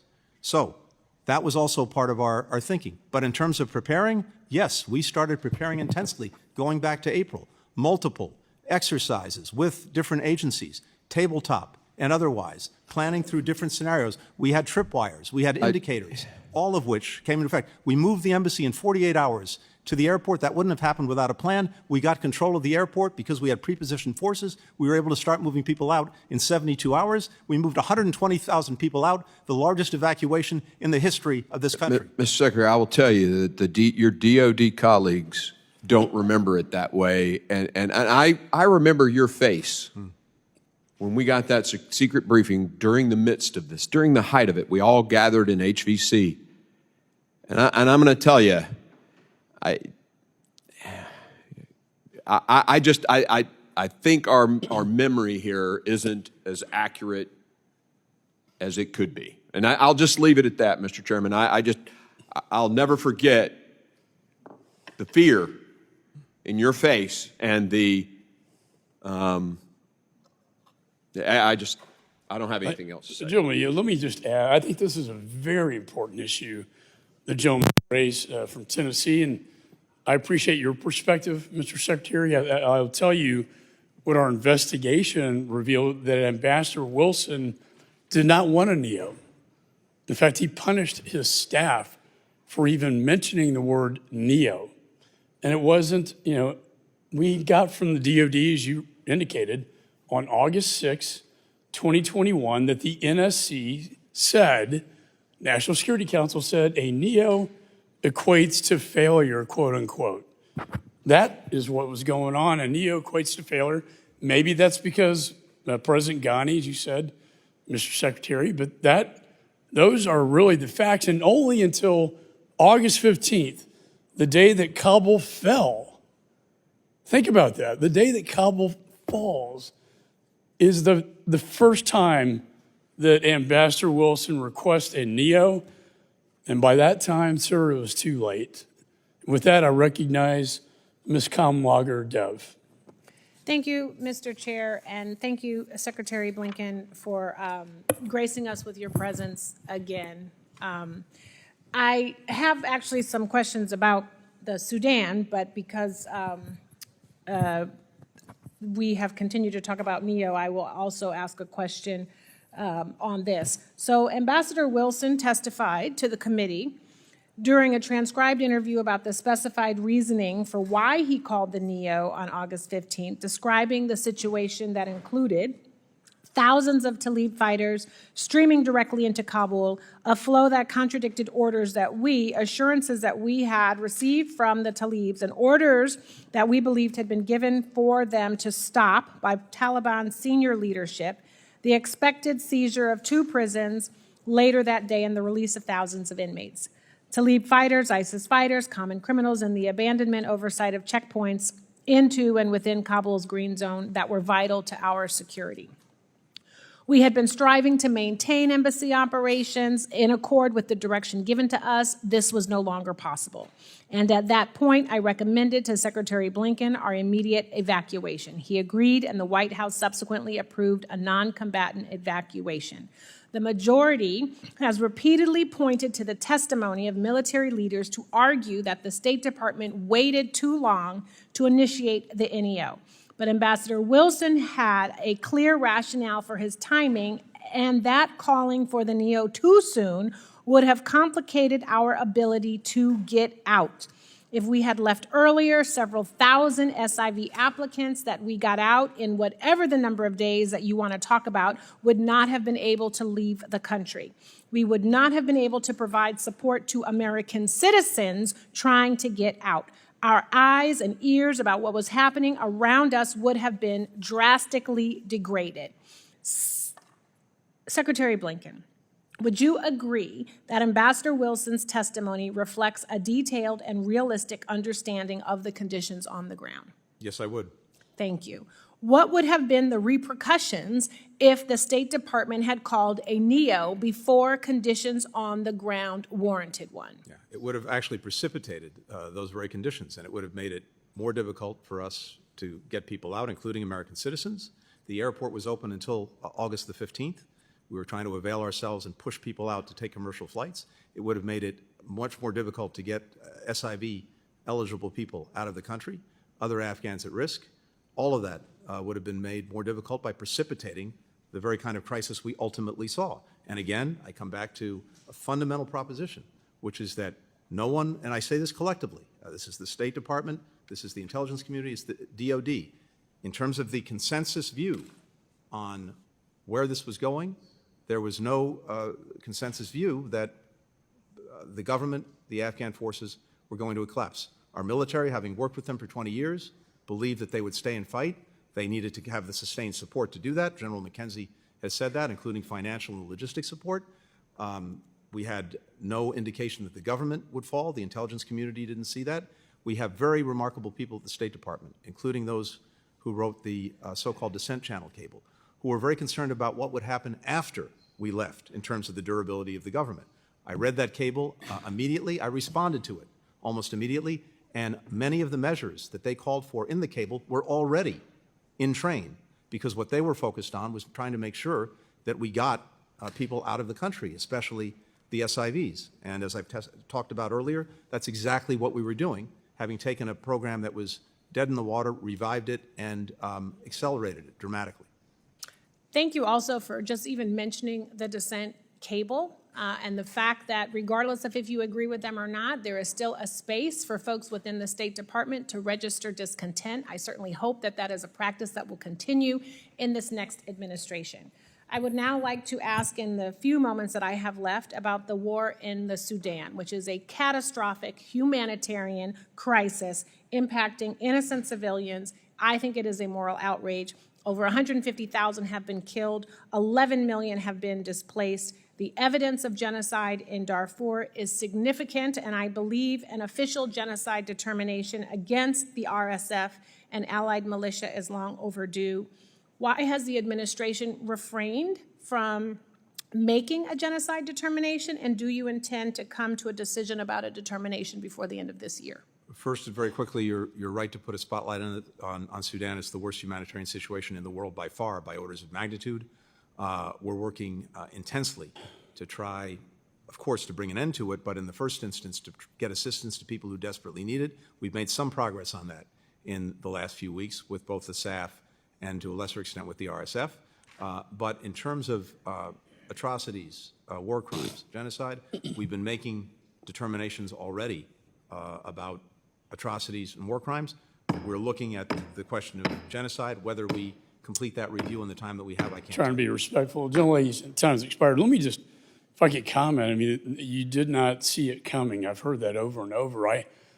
Perhaps we were getting different intelligence briefings, but I certainly saw it coming, and your own employees in the embassy saw it coming when they sent the descent cable to you, a cry for help that Kabul's falling and the embassy will fall soon. And I don't know how you can say that, honestly, sir, with a straight face. The chair recognizes Mr. Huizenga. Thank you, Mr. Chairman, and appreciate your work as leading this committee. But Secretary Blinken, how many U.S. citizens are still in Afghanistan? I can't give you an exact number because we never know for sure. There are several. Do you believe they're all voluntary? I think you're going to start to say there's several thousand. No, I believe that any American citizens who are left, there are several, as you know, as has been noted before, who have actually been detained. These are people who went there after the evacuation for one reason or another, have been detained by the Taliban. We're working every day to get them out. Are you, hold on a second. Are you saying that the only people detained are those who went after the evacuation? I'm saying the ones that we know of who are detained and that we're actively working. We can clue you in. I got to give you credit. You are successful in doing this. You have completely pulled me off of what I was going to ask you about, much to my staff and everybody else's chagrin. But the crap that you are throwing out here about this is unbelievable. I will tell you, I was in that same briefing when you said that you thought there was, quote, several hundred citizens who were staying in Afghanistan voluntarily. My caseworker had 185 individuals alone in my district, the 4th District of Michigan, that were asking us for help to get out, including those who did make it to Ichkaya and were beaten by the Taliban and were known by the U.S. troops. And the troops that are being shown up here, including one of my constituents who I've referred to as Jose and Carlos and Juan and various things, because I haven't wanted to use his real name at his request, who was blown up and injured and knew every single one of those Marines and those Navy corpsmen up there on that screen right now. They have not gotten satisfactory answers. And I will tell you, Secretary Blinken, that we have citizens there who are not there voluntarily, and they want to get out, and the State Department has utterly failed them. Failed them. Congressman, if there are citizens that you have identified that have been in communication with you and that want to get out, please, if you haven't already, share that information with us. We've shared it. We'll share it again, and we'll keep asking. And we're happy to sit down and go through each of those cases. At some point, the exercise in futility gets a little frustrating as a member, Secretary Blinken, when it does not feel like you're answering Mr. Green's questions or Mr. Warren's questions, or you're going to have a couple of other military folks who were there, had friends there. Well, I had a friend who was in Doha, and he's telling me that there was no damn plan to have all of those planes divert to Doha. So they got caught flat-footed. There was no place for them to go. It was a bungled exit. So I have to hit on a couple of the things that I have here, and I'm going to try to truncate this. Recent report by Inspector General of Afghan Reconstruction, John Sepko, found since August of 2021, implementing partners of yours from the State Department have paid at least $10.9 million in U.S. taxpayer funds to the Taliban in form of taxes, fees, and duties.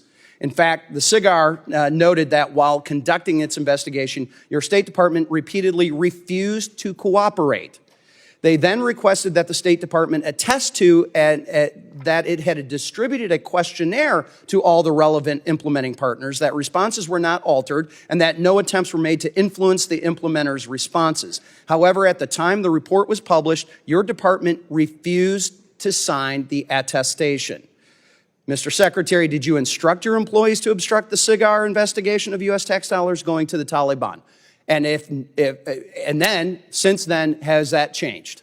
To the contrary, we've done everything possible to cooperate with SIGAR. 13,000 staff hours dedicated to this. Why would the Inspector General say? Is the Inspector General lying? SIGAR, in its report of, I believe, in 2023, said that the department was cooperating with SIGAR.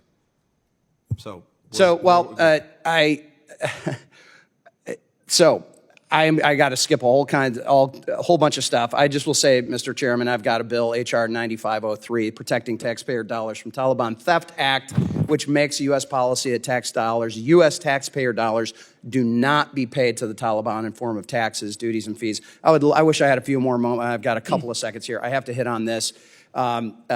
This is about Iran. Thanks to congressional notification, we know that on November 8, just days following the Democrats' election loss, you signed off on a sanction waiver providing the Tehran access to $10 billion in funds of Iraqi electricity payments.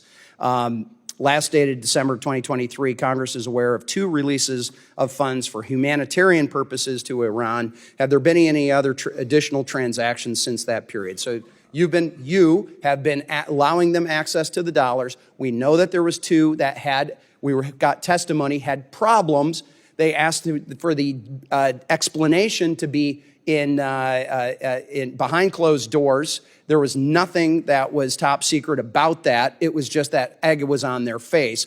Have there been any more withdrawals? I assume you've asked the previous administration about the waivers that it issued.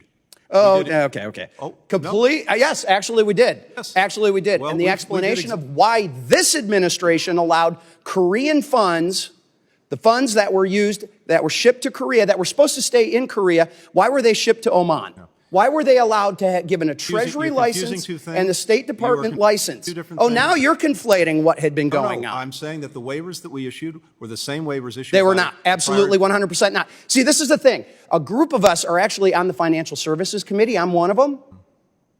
You can't throw this crap out because we actually write the sanctions. We actually know what the law is. And when you and Treasury come in here and say, oh, don't worry your pretty little head about all these confusing sanctions things, guess what? We wrote the damn things. We understand. And here you are throwing these load of, I wish I could curse more, Mr. Chairman, but I won't. This is so unbelievable. I am so glad to see this administration and you leaving because you have failed the American people with this. With that, I'm way over. And for the record, let me say that I personally, in the emergency wartime supplemental that dealt with Israel, that dealt with Indo-Pacific and Ukraine, put the sanctions that was waived or not enforced back into law. That would be on energy and on missiles and drones coming out of Iran, funding their terror operations, killing Israelis and killing Ukrainians. And, sir, I have to say, I agree with my friend here that it's very disappointing that that has not been enforced. And, Mr. Chairman, last administration did not authorize any releases of those funds. This administration did. That's the problem. Gentleman yields back. Mr. Schneider is recognized. Thank you, Mr. Chairman. Before I start, if the Secretary wants to address the previous thing at all, I would be interested in your remarks. I'm happy to share with the Congressman everything we've done. We can go over this. We don't have time to do it now. I'm happy to do that, happy to show you exactly what we've done, what we haven't done, happy to get any information that you have to the contrary and work through this. All right? Thank you. All right. Thank you. And let me thank the chairman, Chairman McCall, and Ranking Member Meeks, having had the privilege to again wave on this committee for this term. It's been an honor working with you, and I appreciate that. I want to thank the outgoing Biden-Harris administration and directly you, Secretary Blinken, for your tireless efforts navigating some of the most critical challenges in recent history. I looked up the definition of the Drake Passage, why it's so treacherous, and it's unimpeded currents, large waves, strong waters, frequent storms, rough and unpredictable seas. You have navigated, I think, exactly that, rough and unpredictable seas. And as has been said even by the chairman, our relationship with NATO, our relationships in many places around the world are stronger. I also, earlier there was talk about President Biden's legacy vis-a-vis Israel. And I think it is a defining element. Fact of the matter is, since the invasion by Hamas on October 7th last year, President Biden has stood with Israel longer than any president in United States history, ensuring Israel's security and strengthening its position in a very dangerous neighborhood. As you noted, he was the only president to visit Israel during a time of war. Not just the first, but the only. He supported Israel in immeasurable ways, including sending aircraft carrier, thwarting not one but two attacks from Iran.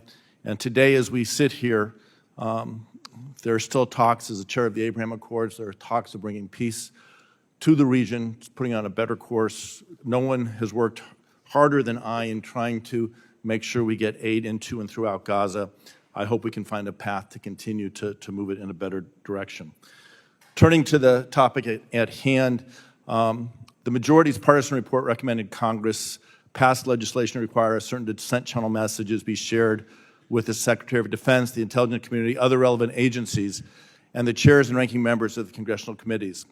Salman Ahmed, the Director of Policy Planning, testified that you personally read every dissent cable that comes in and personally clear the response. Is that correct? Yes, it is. Director Ahmed also testified about the reaction to the dissent cable. Quote, what I can say is that I think that those who read it at the time, their immediate reaction was, there's a lot here I agree with. There are a lot of things they're raising in here that, in fact, we are already working on doing. They've added some details that are very helpful, so I think it was more a question of like having information that the drafters didn't have in some cases, in other cases getting information from the drafters that was helpful. End quote. Does that testimony comport with your own reaction, namely that the dissent channel cable pointed to issues that were already under discussion with the department? It does, but I want to underscore how valuable it was, both in reinforcing some of the things we were doing, as well as pointing some things that we then subsequently pursued. Yeah. And if the cable had been more widely shared, do you think it would have changed the outcome? No. Okay. So although you made a single dissent cable available to us on this committee as part of a truly extraordinary, I want to emphasize again, truly extraordinary accommodation to the committee's investigation, do you think an expectation that dissent channel messages would be shared widely outside the department? What impact do you think that would have on the willingness of department personnel to utilize the dissent channel in the first place? I'm very concerned it would have a chilling effect, and it would cause people not to engage in the dissent channel, which is a deeply honored tradition of the department going back to the Vietnam War, one I take very seriously. I read every single dissent channel cable. I respond to every dissent channel cable. It informs my views, but people need to know that they can come forward without fear or without favor, and knowing that this will be shared beyond the Secretary and my immediate office is something that I fear would have a chilling effect. Not only would it possibly chill or make it people more reluctant to share that, if you don't get that information, what are the implications to what you're trying to achieve? The implications are we will not be as well informed as we need to be, and it will make our decisions less effective than they otherwise would be. All right. Thank you. And you know, if I expand, this hearing addresses one of the most significant and complex issues in recent memory. And I do want to recognize the families, the Gold Star families that are here, and all the Gold Star families of great Americans who made the ultimate sacrifice in Afghanistan and other conflicts defending our nation. The withdrawal was in no small part shaped by the 2020 Doha Agreement that, as we have discussed, was negotiated not by this administration, but the preceding administration and handed over. By the time you received it, the Biden administration received it, the Taliban had gained significant ground. Options were limited. The recommit to a conflict without clear goals or commit to a complete withdrawal. It was an extraordinary achievement. More than 124,000 people were airlifted in just 17 days. In keeping in time with the other members, the gentleman's time has expired. Mr. Mills is recognized. Thank you, Mr. Chairman, and I want to thank you for your continued leadership throughout this entire time. It has been an honor to serve in this committee, so I want to continue to thank you for that. Secretary Blinken, are you familiar with USC 22, Section 4802? Please tell me. It's basically your obligation in order to try and protect and provide security and safety for American citizens. Mm-hmm. Now, in one of your statements, you said, we did not leave Americans behind.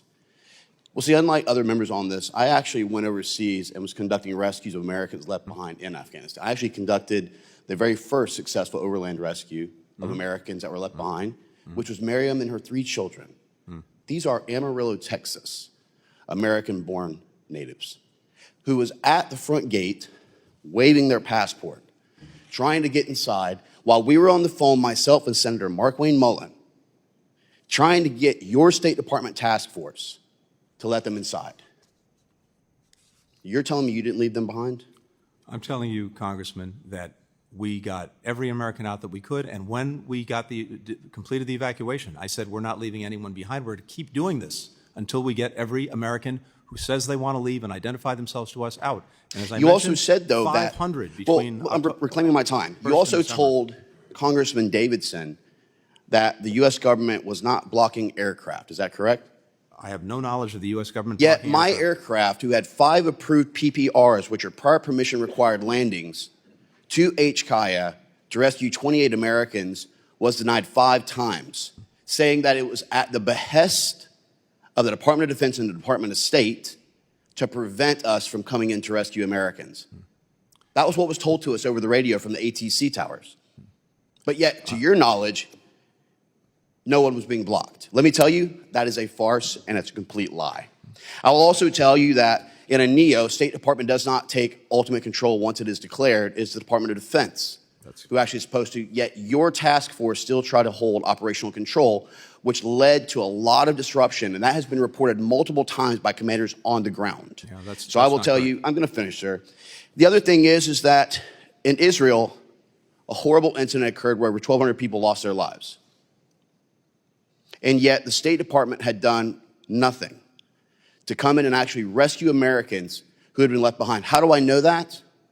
Because the very first rescues conducted was on October 11th from Nazareth, Tiberias, and Haifa. How do I know it? Because I was the one who conducted them.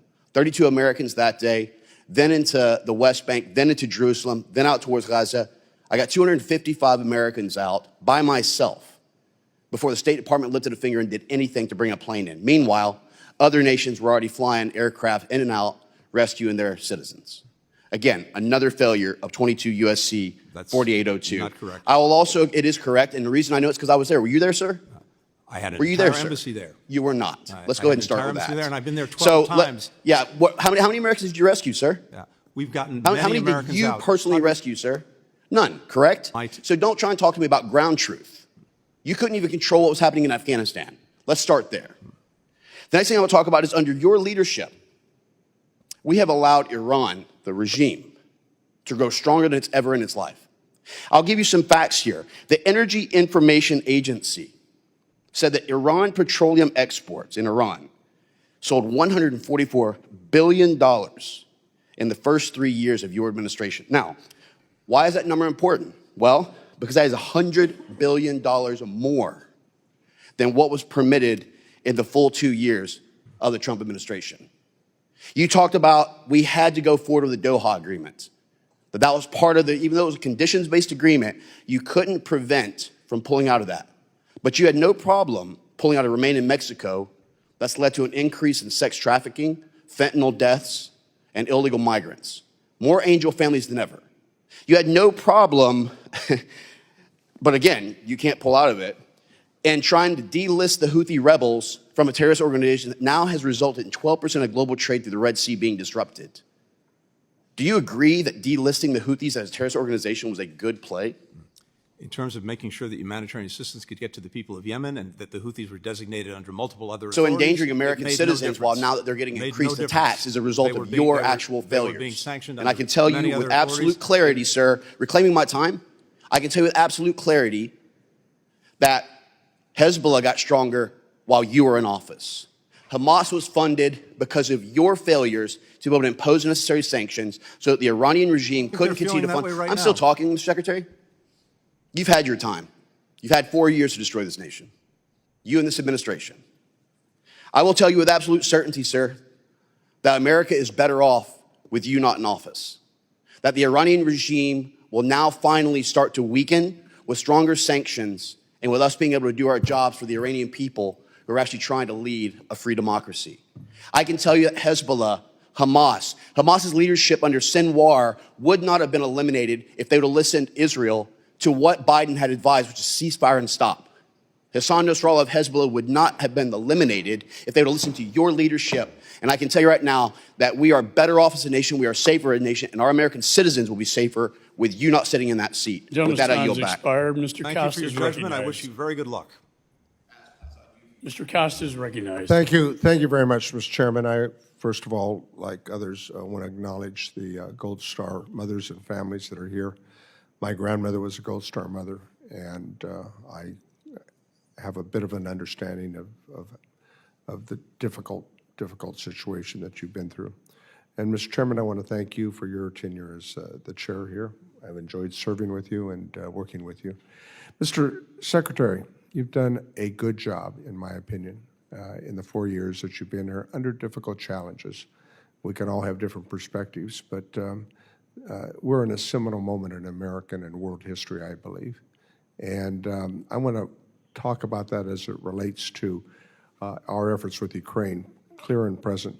I know you're doing a lot of things, but I think that I want to have some assurance that in the remaining weeks allowed that we do everything possible to move the necessary military equipment, material, and authorizations that Ukraine needs to win this war.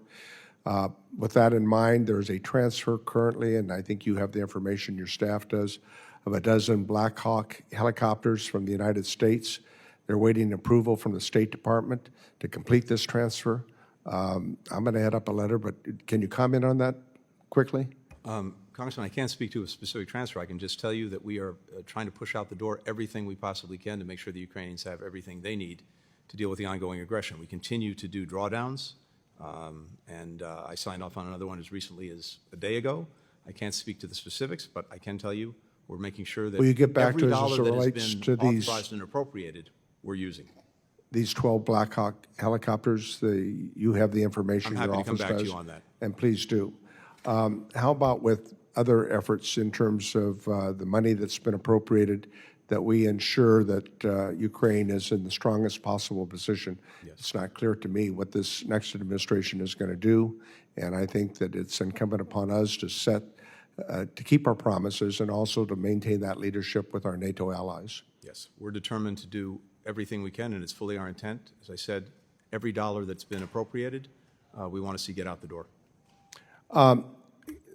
As it relates to Afghanistan, and I was there numerous times, what would you say are the lessons that have been learned? I mean, it's easy to Monday morning quarterback this, I think, and obviously we have people with strong opinions, but you inherited a treaty that had already been signed by the previous administration.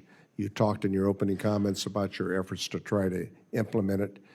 It clearly didn't go the way all of us wanted it to. What are the lessons to have been learned? And most important, what changes would you make and why? I think there are lessons to be learned over the 20 years. There are lessons to be learned over the year preceding the evacuation. There are lessons to be learned from the evacuation itself. As to the latter, and actually the year preceding it, the report that I commissioned, the after-action review that I commissioned, looks at least at what the State Department could and should have done differently and how it could set itself better up for Was the the future. department aware of any Americans in Afghanistan after August 31st who asked for assistance to depart the country, but Yes. had not been previously did so? Yes, we had about, as I said at the time, there were about 200 or so Americans who had identified themselves to us and wanted to leave, but who couldn't get to the airport or couldn't get into the airport. there were several hundred others who we knew of who did not at that point want to leave because either they couldn't bring extended family with them or they decided that they wanted to stay.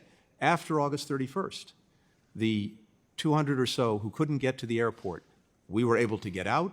Several hundred others came forward, seeing the success of our ongoing efforts to get Americans out, and said, actually, now we want to leave. And between August 31st and December 31st, we got another 495, I believe, American citizens out of Afghanistan because of that enduring commitment to leave no one behind. Does it make sense that all Americans you may have heard of subsequent to August 31st or 2021 were ever in Afghanistan and then assumed that you had been there, or that the department had known waiting for your help to get them out prior to that date? I'm sorry, can you repeat the question? I missed the question. I said, does it make sense to, just to add up that all the Americans you may have heard subsequently prior to the August 31st date were ever in Afghanistan and then assume that you knew that they were there and that they were going to have an option? Again, the challenge we've had, as you know, is that our citizens in any country around the world don't have to tell the government that they're there. They don't have to register with us. When they leave the country, they don't have to deregister. And in Afghanistan, we had many thousands of people who were, in effect, dual nationals who had made their lives in Afghanistan. So thank you for your service, and thank you for the questions. To all members, I'm going to keep a very strict 5-minute rule. Secretary, I know you have a plane to catch to go to the Middle East. Chair recognizes Mr. Kane. Thank you, Mr. Chairman. And I also want to take this opportunity to thank you for your leadership in this Congress as well as of this committee. Mr. Secretary, you are here with us today to discuss the Biden administration's failure in the disastrous withdrawal from Afghanistan in August of 2021 and your role in the sad chapter that our country witnessed. During President Biden's time in office and your tenure as Secretary of State, our country has seen many international crises that have become more inflamed. This administration has slow-walked critical arms and capabilities to Ukraine and has prolonged this war into what will be soon its third year. This administration has also intentionally delayed vital assistance to Israel, and that has eroded confidence around the world about American continued support for our strongest ally in the Middle East. We need to, and in addition, you and your president lack of accountability and ownership for the withdrawal from Afghanistan is inexcusable. Mr. Secretary, why did you believe that the Taliban would negotiate with the Afghan government despite President Biden's unconditional surrender on April 14, 2021?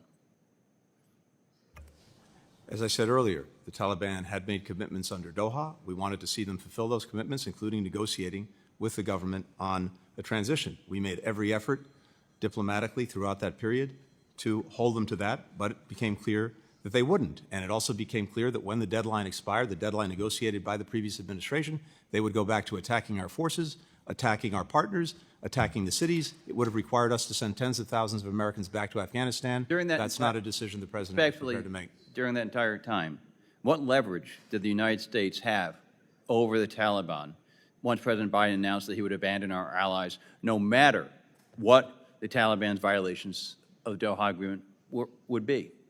Again, we had a deadline negotiated by the previous administration, and the choice was not between the status quo and ending the war. The choice was between ending the war and escalating it, because, again, they would have gone back to attacking us. We had only 2,500 forces in Afghanistan at that point. We would have had to have reinforced them dramatically had the Taliban gone back to directly attacking our forces, directly attacking our partners, going into Afghanistan cities. That was the choice before the President. Do you agree that your power-sharing agreement further destabilized and delegitimized the Afghan government? I'm sorry, Congressman, can you repeat that? The power-sharing agreement? Do you agree that your power-sharing agreement further destabilized and delegitimized the Afghan government? There wasn't a power-sharing agreement. It was the intent of the Doha Agreement that the Taliban negotiate with the government a ceasefire and a political transition, something that they didn't do. But that was what was in the Doha Agreement. That was the objective.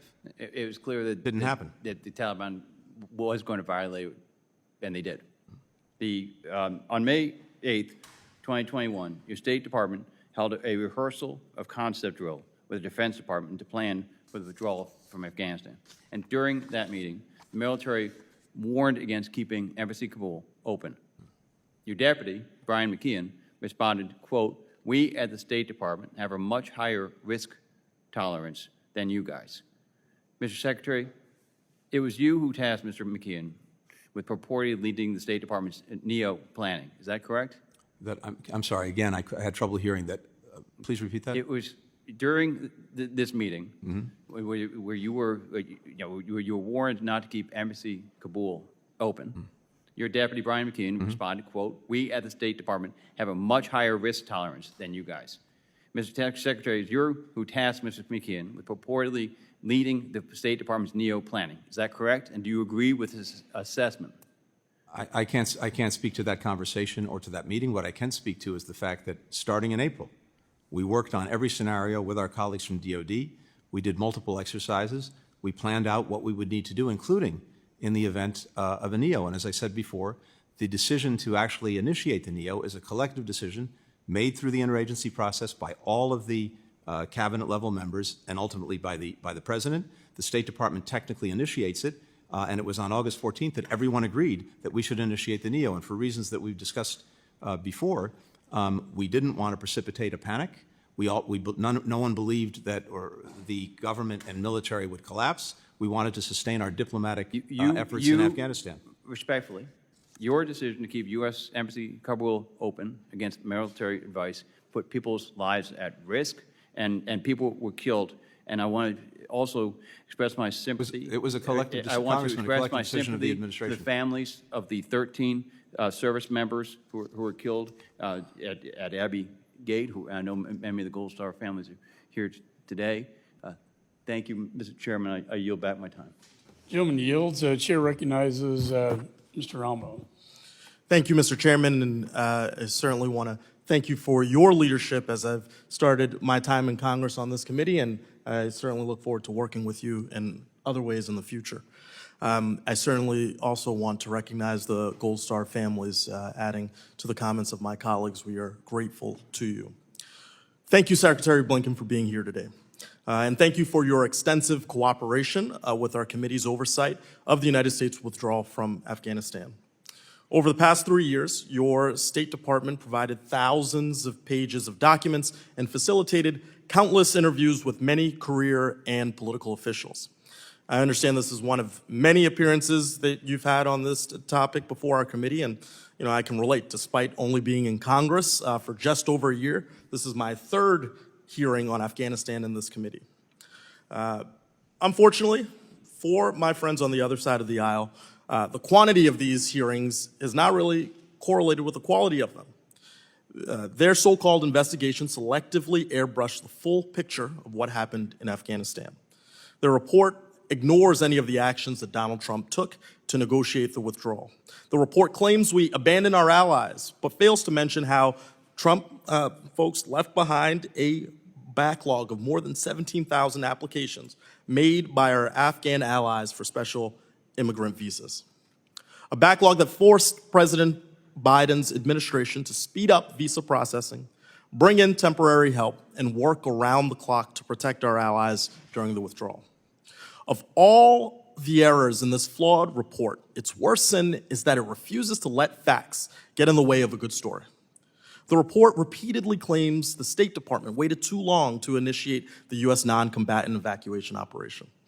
But the U.S. ambassador to Afghanistan at the time, Ross Wilson, has testified that initiating this evacuation operation too soon, quote, would have complicated our ability to get out. If we had left earlier, several thousand SIV applicants that we got out would not have been able to leave the country.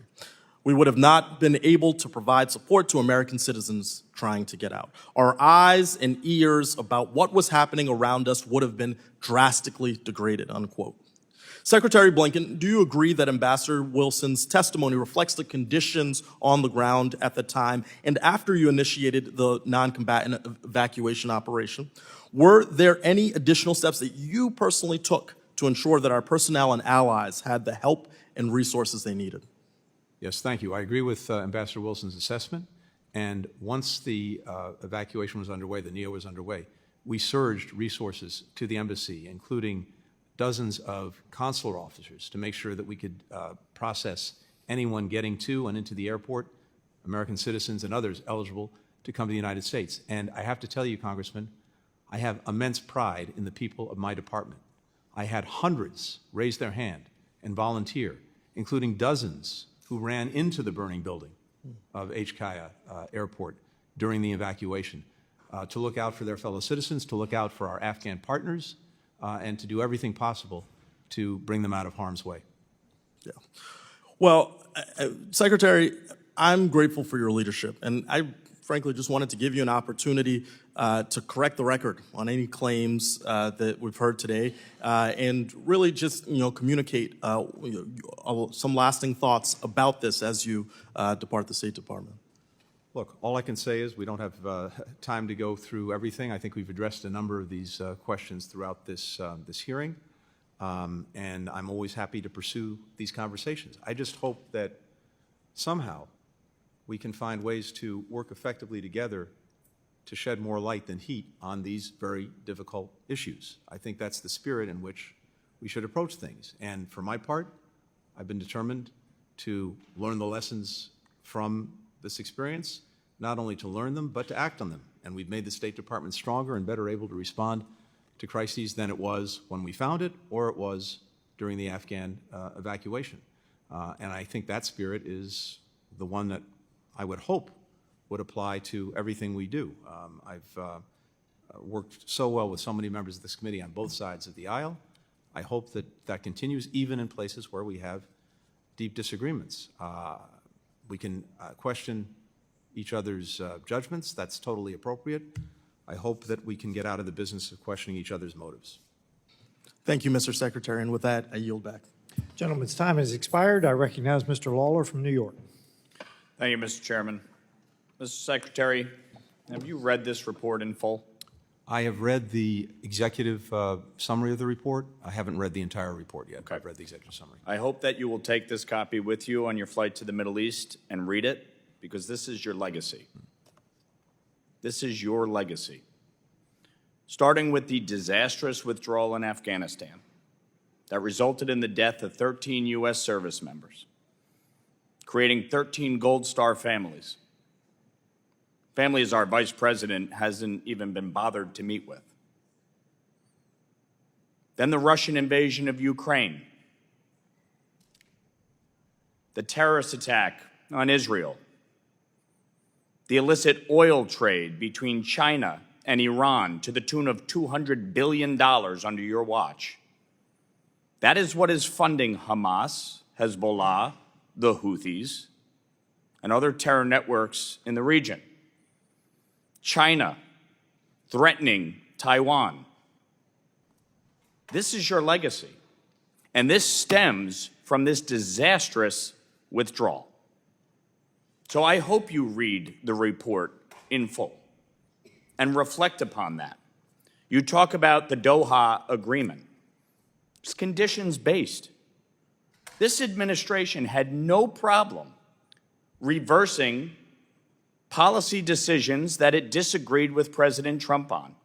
In fact, Joe Biden revoked 94 executive orders to open up our southern border and create an absolute calamity. 70,000 Americans die every year from fentanyl overdose, as this administration has allowed fentanyl to pour into our country. Drug trafficking, gangs, human trafficking, women and children being sold into prostitution, not a care in the world. This is the legacy. So don't sit here and tell us, having not read the report, that you disagree with it or it's not true, saying to my colleague from Florida, oh, it's not true, we left people in Israel after October 7th. It most certainly is. I had constituents calling in a full-fledged panic, and we called the State Department and we're told there is nothing we can do. Don't tell us that that didn't happen. This administration had no problem trying to renegotiate the Iran nuclear deal.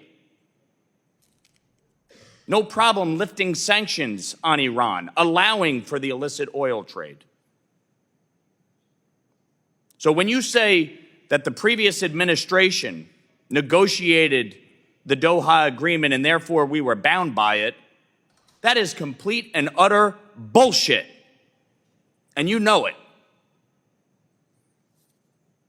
You absolutely had the ability, based on the conditions on the ground,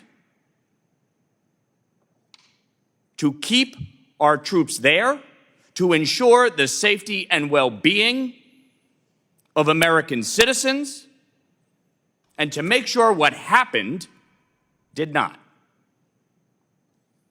Mr. Secretary, on August 26, 2021, who was the President of the United States? Joe Biden. On August 26, 2021, who was the Secretary of State? I was. Okay. Take responsibility. Don't shirk in your responsibilities. Don't try to shift blame. The reality is you guys allowed the conditions on the ground to deteriorate. You did not hold the Taliban to account. And as a result, 13 U.S. service members are dead, and the world is a tinderbox. We are in the most precarious place since the lead up to World War II. That is your legacy. Period. Full stop. And if Israel listened to this administration and didn't go into Gaza and didn't go into the south, Sinwar would still be alive. And if Israel listened to this administration, Nasrallah would still be alive. And Assad would still be in power in Syria. And Iran would be stronger than ever. That is your legacy. This Congress has passed the SHIP Act and the Abraham Accords Special Envoy. You didn't fill the Special Envoy, and you didn't enforce the SHIP Act. You've had over a year to do both. That is your legacy. You leave the world worse off today than it was when you inherited it. Gentleman's time has expired. Recognize the Enjoy reading this, because gentlelady this from Pennsylvania, is your Ms. legacy. Wild. I have a very different legacy, one that I'll be happy to reflect on. I won't have the time to do it today because, of course, you don't provide any time to do it. It's very nice to make a speech. Leave me no time to respond. The chair has That's the way recognized this Ms. works. Wild. Mr. Chair. Thank you, Mr. Chair. Secretary Blinken, let me just say that hearings such as this one probably will aid you in getting over this job very quickly. I do think that you have served commendably. I think also that you have been handed an unprecedented set of world affairs and that you've handled them very well, and I thank you for that. I, too, along with so many of my colleagues, want to express my tribute and my thanks to our Gold Star families and, of course, to our service members who lost their lives in all of Afghanistan's war, not just on the day that we withdrew, but that's really at the heart of what we're discussing today, Americans who wore our country's uniform, those who were injured, those who lost their lives, and, of course, their families that served alongside them. And I do so wish, I say to all the families, that your loved ones had not been there on that day. I personally feel strongly that we should not have been in that war at that time, and I'm sorry for your losses and that happened. Secretary Blinken, I do want to ask you the same question I asked Ambassador Khalilzad when he testified here a few months ago, because I think it really gets to the underlying reality of why we're here today. Why, over the course of 20 years in Afghanistan, did administrations of both parties fail to correctly assess the level of dedication and cohesion of the Afghan forces and their political leadership? I think that's a critical question. I hope that the bipartisan commission that is looking into the 20 years of Afghanistan gets at exactly that. And as someone who served in several of those administrations, I also take responsibility for that we did not, I think, see with clarity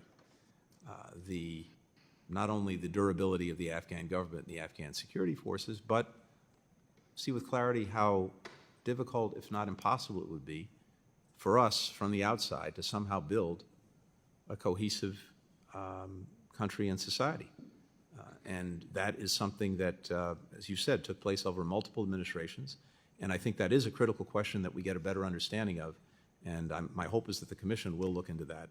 Well, thank you. I hope so too. You know, I have grave concerns about the politicization of intelligence that somehow seems to fit a pre-designed agenda over several decades of U.S. military involvement. That is by no means any kind of critique of our troops ever.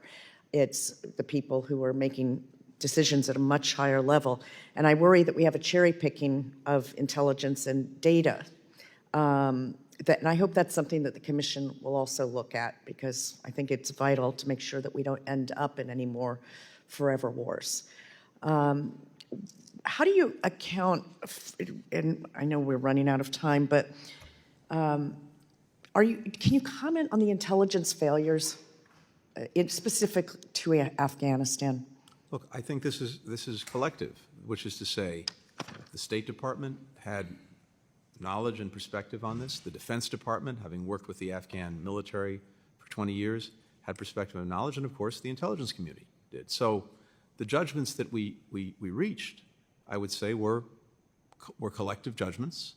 And as I said before, and we've said repeatedly, as we looked at the preponderance of views, there was no one anticipated the collapse of the government, the collapse of the Afghan forces, when it happened or as quickly as it happened. Can I just stop you real quickly, because I wanted to ask you, were you personally surprised by President Ghani's decision to flee? I was, because I think, as I mentioned earlier, I was on the phone with him late at night on the 14th of August, and he told me we were working on trying to get an agreement to move forward between the Taliban and the government to negotiate some kind of transitional government as a way of averting all of this and moving Afghanistan to a better place. He told me that he was determined to try to do that, but if the Taliban refused, he was going to stay and fight. That was on August 14th. He was gone on August 15th. Well, thank you. I do hope we as a country learn from this experience. There's obviously a great deal of information to be gathered, and hopefully will be gathered in a nonpartisan or a bipartisan manner so that we can learn in the future. Thank you, Mr. Chairman. I yield back. The gentlelady yields. I recognize myself for 5 minutes. You've mentioned probably 5 times today the fact that your intel failure to know what was going to happen. There's an old book you need to read. It's called Groupthink. It examines disasters exactly like this in the past. It probably is worthwhile reading because that's what happened, Groupthink. Now, those of us on this committee who served in Afghanistan and Iraq understand that evil still stalks the world. We saw it. And many of my colleagues on this committee served far deeper into Afghanistan and Iraq than I did. But evil still stalks the world, and I've also heard you say several times here about humanitarian assistance. There is an old military, political concept that says military use is a failure of diplomacy. It's the last bastion of it. Well, as expected, Mr. Secretary, this has been an interesting back and forth, as I knew it would be. And since I'm fairly low on the totem pole here, we've plowed that ground well. I want to talk about the consequences of this in the world following the disastrous withdrawal from Afghanistan. I think one of my colleagues on the other side of the aisle talked about repercussions. There have been many. I'll just mention 2. Following this botched withdrawal and the Taliban takeover, our adversaries have been on the march around the world, encouraged by this error, this strategic error. Words fail to capture the magnitude of the consequences that have been suffered across the globe because of this withdrawal. Yet, according to President Biden himself, the emergency evacuation that cost 13 American service members' lives left behind $7 billion at the low end of military equipment was an extraordinary success. Yet our perceived weakness following Afghanistan, I think it was 2 months later, Putin started moving troops toward Ukraine, also set the scene for the horrific attacks on October 7th. Hamas terrorists and thugs obviously invaded Israel in an unprovoked assault that left Israeli men, women, and children dead, wounded, and hostage, and Americans as well, I might add. That was a critical, unforced error by Hamas. Since that day, Iranian hegemony has faltered. Hamas has lost its leaders and uncontested control over Gaza, while Hezbollah's senior leadership has been eradicated, setting their ambition back for decades. And I will stop here and say that both UNRWA and UNIFIL did not do their job in Gaza and in southern Lebanon, to disastrous consequences. We now find ourselves in the midst of yet another serious issue, which is Syria. The fall of Bashar al-Assad, both Russia and Iran have lost leverage in the Middle East, and while it's good that his reign of terror is over, gassing, torturing, slaughtering thousands, there's still looming questions like, who's keeping the lights on in Syria today, and who's going to control the levers of government tomorrow? Amid the chaos, our steadfast ally, Israel, remains strong. They have significantly weakened Hamas and Hezbollah, directly diminishing Iran's influence in this region. Without Israel's chutzpah and determination, the threats to the United States in the Middle East would be far greater. Israel, over the past few days, has done the necessary work of destroying the military power of rump Syria. So whoever does emerge to rule Syria cannot threaten Israel. According to the White House National Security Council spokesman, John Kirby, it is an open question who is currently running Syria. Yes, Iran and Russia have failed, but have lost influence in the area, but I am very eager for the leadership of the incoming National Security Advisor, Mike Waltz. And I want to make sure that's Mike Waltz, the incoming National Security Advisor, not our recently failed Vice President candidate. So, a couple of questions for you. First of all, Mr. Secretary, are you confident that the leader of HTS will be able to keep his word to protect Christians and Islamic women in rump Syria? Mr. Chairman, I'm not confident. I'm encouraged by the fact that they've said the right thing, but what we have to focus on is whether they do the right thing, including protecting minorities. The second question is, do you expect Syria to descend into a terrorist enclave? We certainly need to do everything possible to avoid that. And the coming days, the coming weeks will be critical to that. That's why, and by the way, I very much appreciate you keeping this hearing on time along with Chairman McCall. I need to leave to get on a plane to go to the region to see King Abdullah of Jordan. And I appreciate that there's some other members here who've not yet had a chance to ask questions. I'm happy to take those questions for the record and get back to you quickly. Mr. Secretary, I yield back to the chairman, and he will recess this. Thank you, sir. Chair recognizes Mr. Moskowitz. Mr. Chairman, thank you. I'll be quick, Mr. Secretary. First, let me thank the chairman, Chairman McCall, for his bipartisan work on this committee. This has been one of those bright spots of this Congress. I want to thank you, Mr. Secretary, for your sacrifice and your service to the country. These jobs are unforgiving and have deep impacts on everybody's individual families. And so I want to thank you for your service. I want to thank the Gold Star family for being here. And like I have before, apologize to them for what happened to their loved ones in Afghanistan. I'm not going to go into all the stuff that's been said by 30 people, but I do want to say this, Mr. Chairman. You know, the official Twitter account of this committee put out a tweet at 11:27, and it says, at this committee's final hearing this Congress, we brought in Secretary Blinken to testify on the disastrous Biden-Harris withdrawal from Afghanistan after months of stonewalling. Sadly, many of the Democratic seats are empty at this important hearing. I don't know what intern put this out, but it is misinformation, and it is literally a lie. First of all, if you look at the picture, half the seats on that side of the aisle are empty, and I'm not blaming them. That's how these committees work. We all know this. People come in and out of these hearing rooms. But let me give you the numbers. 20 of the 23 Democrats on this committee were here today. 23 of the 28 Republicans were here today. Of the ones that were here, 17 Democrats asked questions, 17 Republicans asked questions. So the official account of this committee is making it appear that we don't care about what happened in Afghanistan. It is not true. And that tweet should come down, because while our enemies are trying to divide us abroad in social media, we're just giving them a gift by saying, hey, half the party, half the country doesn't care. There were major mistakes made in Afghanistan. I've said that in previous hearings. So I appreciate everyone going on their soapbox about morality and truth and facts and trying to hold the secretary to that high standard. But then we got to do it ourselves in this committee.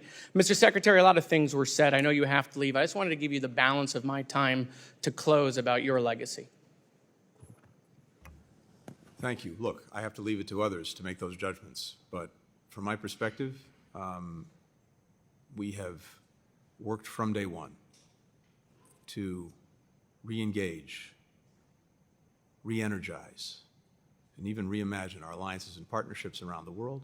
We've done just that. And as a result, we are in a much stronger position than we were to deal with a multiplicity of challenges, more complicated than at any time in the 32 years that I've been engaged in this work. We demonstrated that with the work of bringing more than 50 countries together in support of Ukraine as it dealt with the Russian aggression.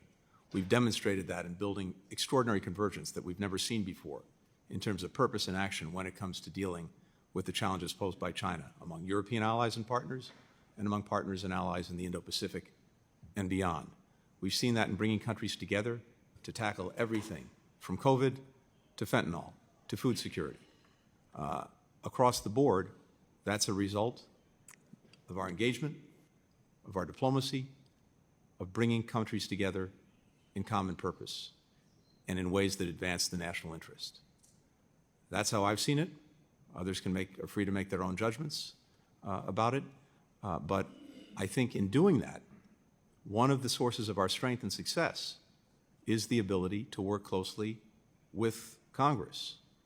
We're stronger at home because we've made remarkable investments in things like infrastructure, the CHIPS and Science Act, the IRA. That goes directly to our strength abroad. Other countries see that. They see that we've reinvested in our own competitiveness. They want to work with us. They want to engage with us. They want to partner with us. And because we've been so attentive to our alliances and partnerships, we now have countries that before were looking to do things on their own without us that are now united with us in common purpose. That doesn't just happen. It happens because we have extraordinary men and women at the State Department, among other places, who are out there every single day building those alliances, building those partnerships, and then using them when we need to deal with challenges like Russia and Ukraine, like China, like so many of the other challenges we face around the world.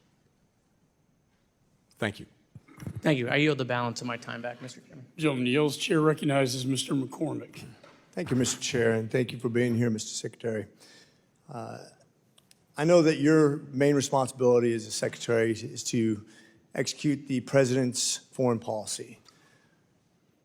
As an Afghan veteran and as a guy who's got tons of friends that served over there even longer than I did, years away from their family, the guys who lost their limbs, the families who sacrificed, the people who lost their lives, my hat's always off for those families who are gold stars, and even the families who just served and made that sacrifice away from their families. I really have great respect.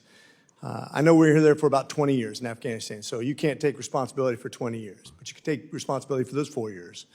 I know that we spent about $2 trillion of that dollars.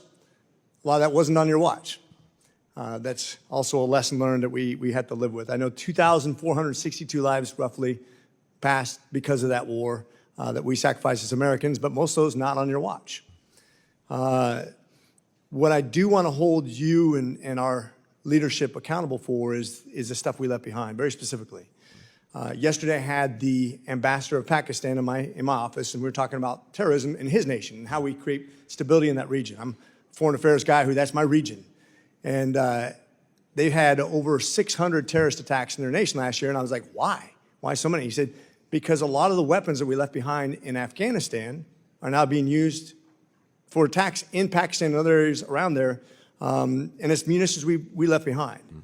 I personally thought it was a horrible withdrawal. I've talked to Millie. I've already had a breakdown. He went down and step by step went through the process of the withdrawal.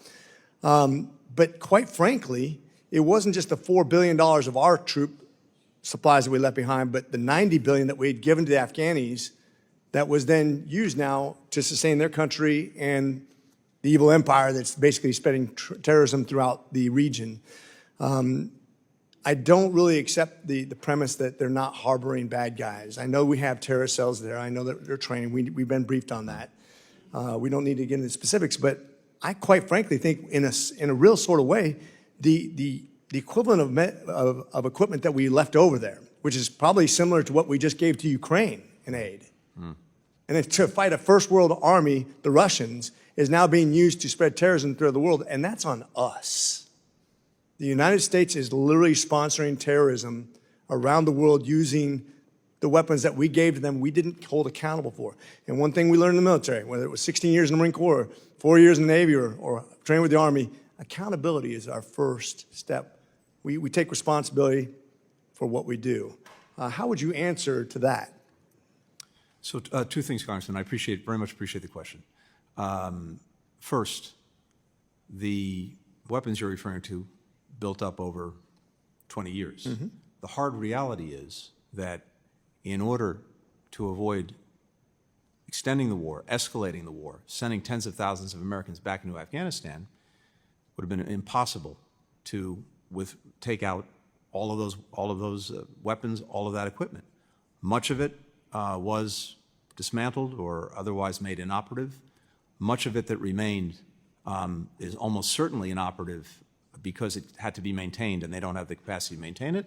But I grant you, there are no doubt some number of weapons or equipment that, yes, are being used by the regime. But the Taliban government itself is not in the business, for all of the horrific things that it's doing inside Afghanistan to its people, is not in the business of exporting terrorism in this moment.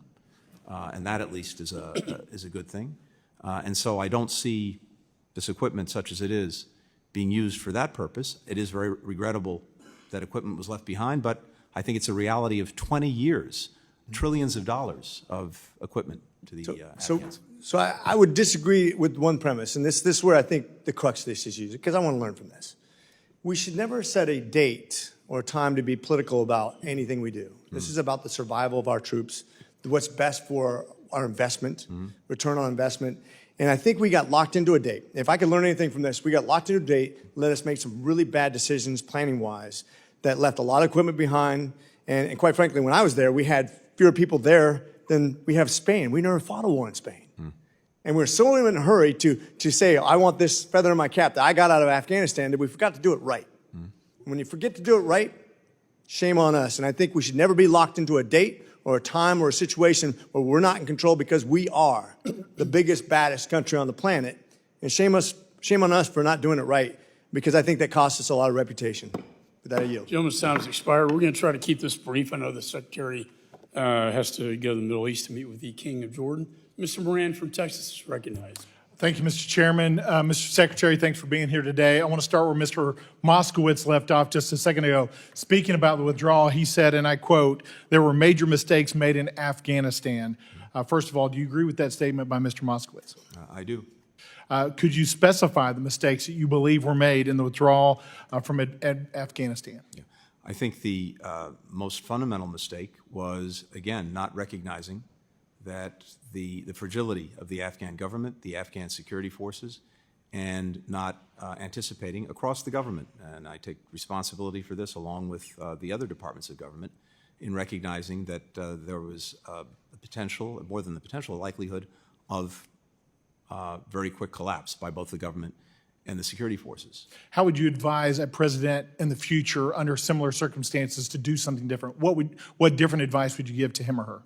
I think we have to do what we did, but obviously we didn't see this piece of it, which is to continuously question the assumptions, to continuously prod and push on any assumptions, including about the durability of a government or the military forces. Do you think it was a mistake to withdraw, even though the conditions preceding in the Doha Agreement had not been met by the factions in Afghanistan? I do not. I believe it was the right thing to do to end America's longest war. I believe that our country is actually better for it, stronger for it. I believe our adversaries have seen that we were not going to get bogged down into another decade of war in Afghanistan, and that has been a good thing. And again, I just remind you that the basic choice, to the extent there was a choice, was between ending the war and leaving or escalating it, because part of the Doha Agreement was a commitment by the Taliban not to attack our forces between the time the agreement was signed and the withdrawal date that was set in the Doha Agreement was reached. Once that was breached, they would go back to attacking us. Our partners, our military determined we would have to send tens of thousands of forces back to Afghanistan. I think I heard you say earlier that you didn't think there was a connection between the botched withdrawal and the aggression, the increased aggression by Russia as against Ukraine earlier. Did I hear you correctly say that? That's correct. When the withdrawal occurred, former U.S. Ambassador to NATO, Ivo Dalder, warned a few days after President Biden's unconditional surrender to the Taliban that, quote, Moscow and Beijing will look closely at how we react in one situation to set the stage for the other. So did you disagree with that then, or do you disagree with that now? So what we saw, first of all, is that, of course, Russia had massed all of these forces well before the withdrawal or the decision, actually, to go forward with it. We saw that take place in the spring. Second, Russia has a long experience with Afghanistan. It probably knows better than anyone the folly of getting bogged down in that country. And what we've seen since is the United States marshaling more than 50 countries, coming to the defense of Ukraine and doing tremendous damage to Russia's efforts in Ukraine. Let's look at what the Chinese said about this. On the second anniversary of the withdrawal, Chinese Foreign Ministry spokesman Wang Wenbin said, quote, on this date 2 years ago, the whole world witnessed the, quote, Kabul moment when the U.S. hastily withdrew its troops from Afghanistan. What happened in Afghanistan marked a military, political, and counterterrorism failure of the U.S. in Afghanistan. That's a quote by a Chinese government official. Do you think that our withdrawal from Afghanistan and the way that we handled it precipitated additional aggression by China towards Taiwan? I don't. In fact, we've seen this build up for more than a decade. And again, as I said earlier, in 2008, we had 200,000 troops between Afghanistan and Iraq. That's when the Russians invaded Georgia. In 2014, we still had 12,000 troops in Afghanistan. That's when the Russians first invaded Ukraine. These decisions are made for their own reasons, and with Russia and Ukraine, or with China and Taiwan. This long predated any things we decided or did in I want to ask real Afghanistan. quickly, as my time expires, about before and after our withdrawal. So if we're looking before and after the withdrawal, do you think that the situation in Afghanistan is better inside Afghanistan today or before withdrawal as it relates to, number one, the safety and security of women and young girls? I think the situation is worse for women and young girls. There's no question about that. What about the access and opportunities for education for women and young girls today or before withdrawal? Worse. No question And about that. the opportunities to enter the workforce for women today or before withdrawal? Worse. Do you think a leave-behind force, even a small force, may have created stability in the region, or would that not have been something? That was not you the would agree? choice. The choice was not leaving 2,500 people there. The choice was whether we were going to send tens of thousands of Americans back indefinitely with no guarantee of better results. It's also important to remember that by December 2020, the Taliban either controlled or contested territory that had 75% of the population of Afghanistan. Life for them then, including women and girls, was not good. But I agree with you, it's gotten worse. Do you agree we need to take additional steps to protect the lives of women and young girls in Afghanistan? Yeah, I agree we need to maximize every effort to do that. Don't We sound welcome working with you on inspired. that. Chair recognizes Mr. Moylan. Thank you. Mr. Chairman, I'm very sorry to interrupt, but as we said before this hearing, I had a hard stop at 2 o'clock. I have to agree. get on a If we plane could to keep Syria. this limited, we have Mr. Moylan, Mr. Van I'm happy to Orden. take, I and, very much respect the members and their questions. I'm happy to take the questions and respond within the next week. Why don't we ask both of you, I want to give you the opportunity to ask one question. One question. Thank you, Mr. Secretary. Thank you, Mr. Chairman. General Miller was our last commander of U.S. forces in Afghanistan, Mr. Secretary, and he came before this committee. And the important thing that General Miller wanted to relay to us was about the characterization of your State Department's attitude toward the military, Mr. Secretary. General Miller was saying to this committee that there was this assumption, the State Department's assumption, that we don't need the military. It was the State Department's assumption, according to General Miller, that why don't you know this, General? You're withdrawing. Why don't you get out of here? All of you, just go away. That's General Miller, our last commander of U.S. forces in Afghanistan, what he felt important to share with this committee. Now, Mr. Secretary, in institutions like the State Department, your State Department, such attitudes often come from the top. I'm an Army officer myself, and it's all up to the leadership. So is it your assumption, sir? Did you assume to your State Department that your embassy in Afghanistan did not need the military? Absolutely not. And on the contrary, Congressman, first of all, I have tremendous respect for General Miller, everything he's done, everything he's put at risk himself. Second, I've had the incredible honor of serving this country in various capacities, State Department, White House, National Security Council, for the better part of 30 years now. And throughout those 30 years, one of the things I take the most pride and pleasure in is the work that I've been able to do with our military. I understand that, Mr. Secretary. My department, in my time, certainly in terms of my own instructions to them, has done nothing short of do everything possible to strengthen and continue this essential collaboration. We can't do our jobs Mr. without the United Secretary, States military. I'll take back my time. In this case, Mr. Secretary, I understand what you're saying here and now, but the generals Miller, our last commander of U.S. forces, this is what he had to say to us. And sir, you may be saying this now, but however, the example that your employees understood is different than from what you're telling me. It's as if there was an absence of leadership that put the State Department of Employees in America and America at risk. And I'm sorry to say, sir, that this type of attitude that your State Department has had regarding... I would ask the gentleman to please expedite the question. Yes, sir, Mr. Chairman. Basically, sir, it didn't work out, according to General Miller, our last commander of U.S. forces. Thank you, Mr. Chairman. I yield back. Gentleman yields back. Chair recognizes Mr. Van Orden. Thank you, Mr. Chairman. Thank you for having me on your committee, and thank you for your leadership throughout the years. Mr. Secretary, thanks for coming here. I'm just going to establish some bona fides. I'm going to ask you a couple quick series of questions, and then I'm going to actually give you the chance, sir, to make sure that you could leave with your last hearing by doing something good for your legacy. I have served multiple tours in Afghanistan and Iraq, including one where I held one of my friend's hands as he was dying, listening to his wife crying through a satellite phone into his ear because she knew she would never see her husband again. And the Gold Star families here have my greatest sympathy. And we owe you a debt that does not go away. It's not a mortgage. It's not a 30-year commitment. It's forever. I'm the longest serving enlisted member of the United States military to ever be elected to Congress in the history of our nation. I was responsible for writing contingency plans for the entire continent of Europe and making sure that they worked.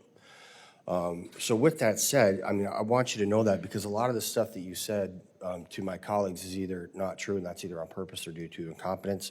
I would encourage you to hand to your successor Joint Publication 3-TAC-68 and have them open up to Chapter 5, Page 1, Paragraph C, because what you told these guys about who can do this is just not true. So you said that there was a plan. When was it written? Okay. You're referring to the NEO plan? Through the course of the spring. Okay, through the course of the spring. That should have been done years before. Let me was it rehearsed? Can I add to that? I'm sorry, Congressman, just to be very precise. We have a team of people that go to every embassy, especially embassies of concern, every year, including Afghanistan. I know, sir. I participated in those teams. So work on this. Did it include removing the military and leaving civilians to fend for themselves against terrorists and then reinserting the military in a panic to help rescue the Americans that you abandoned in Afghanistan? Was that an annex on the plan? It was based on the premise that it wasn't. Government okay, wouldn't collapse. Did it include flying over 170,000 unvetted Afghans and distributing them throughout the country, including the 13,000 that you sent to my district in Fort McCoy, Wisconsin? No? Okay. Where are those Afghans, by the way? We don't know. And I was just given this note. What you just testified under oath is not true. The ambassador who led the led the NEO said they weren't operating on a plan. So you just lied under oath. That is not true. Okay. Did your plan include intentionally abandoning American citizens and green card holders to terrorists in Afghanistan? Of course not. Did it include unintentionally abandoning American citizens and green card holders to terrorists in Afghanistan? No, of course not. Well, it happened, didn't it? Were American citizens and green card holders left in Afghanistan? The answer to that is correct. How many? You can't tell me. And you know hey, why listen, man, I forgot to mention that, like my colleague, Corey, I was one of the guys who went to go rescue American citizens. So I know you couldn't tell me. We knew, and you either didn't know or you lied. And here is my question. You are the Secretary of State now.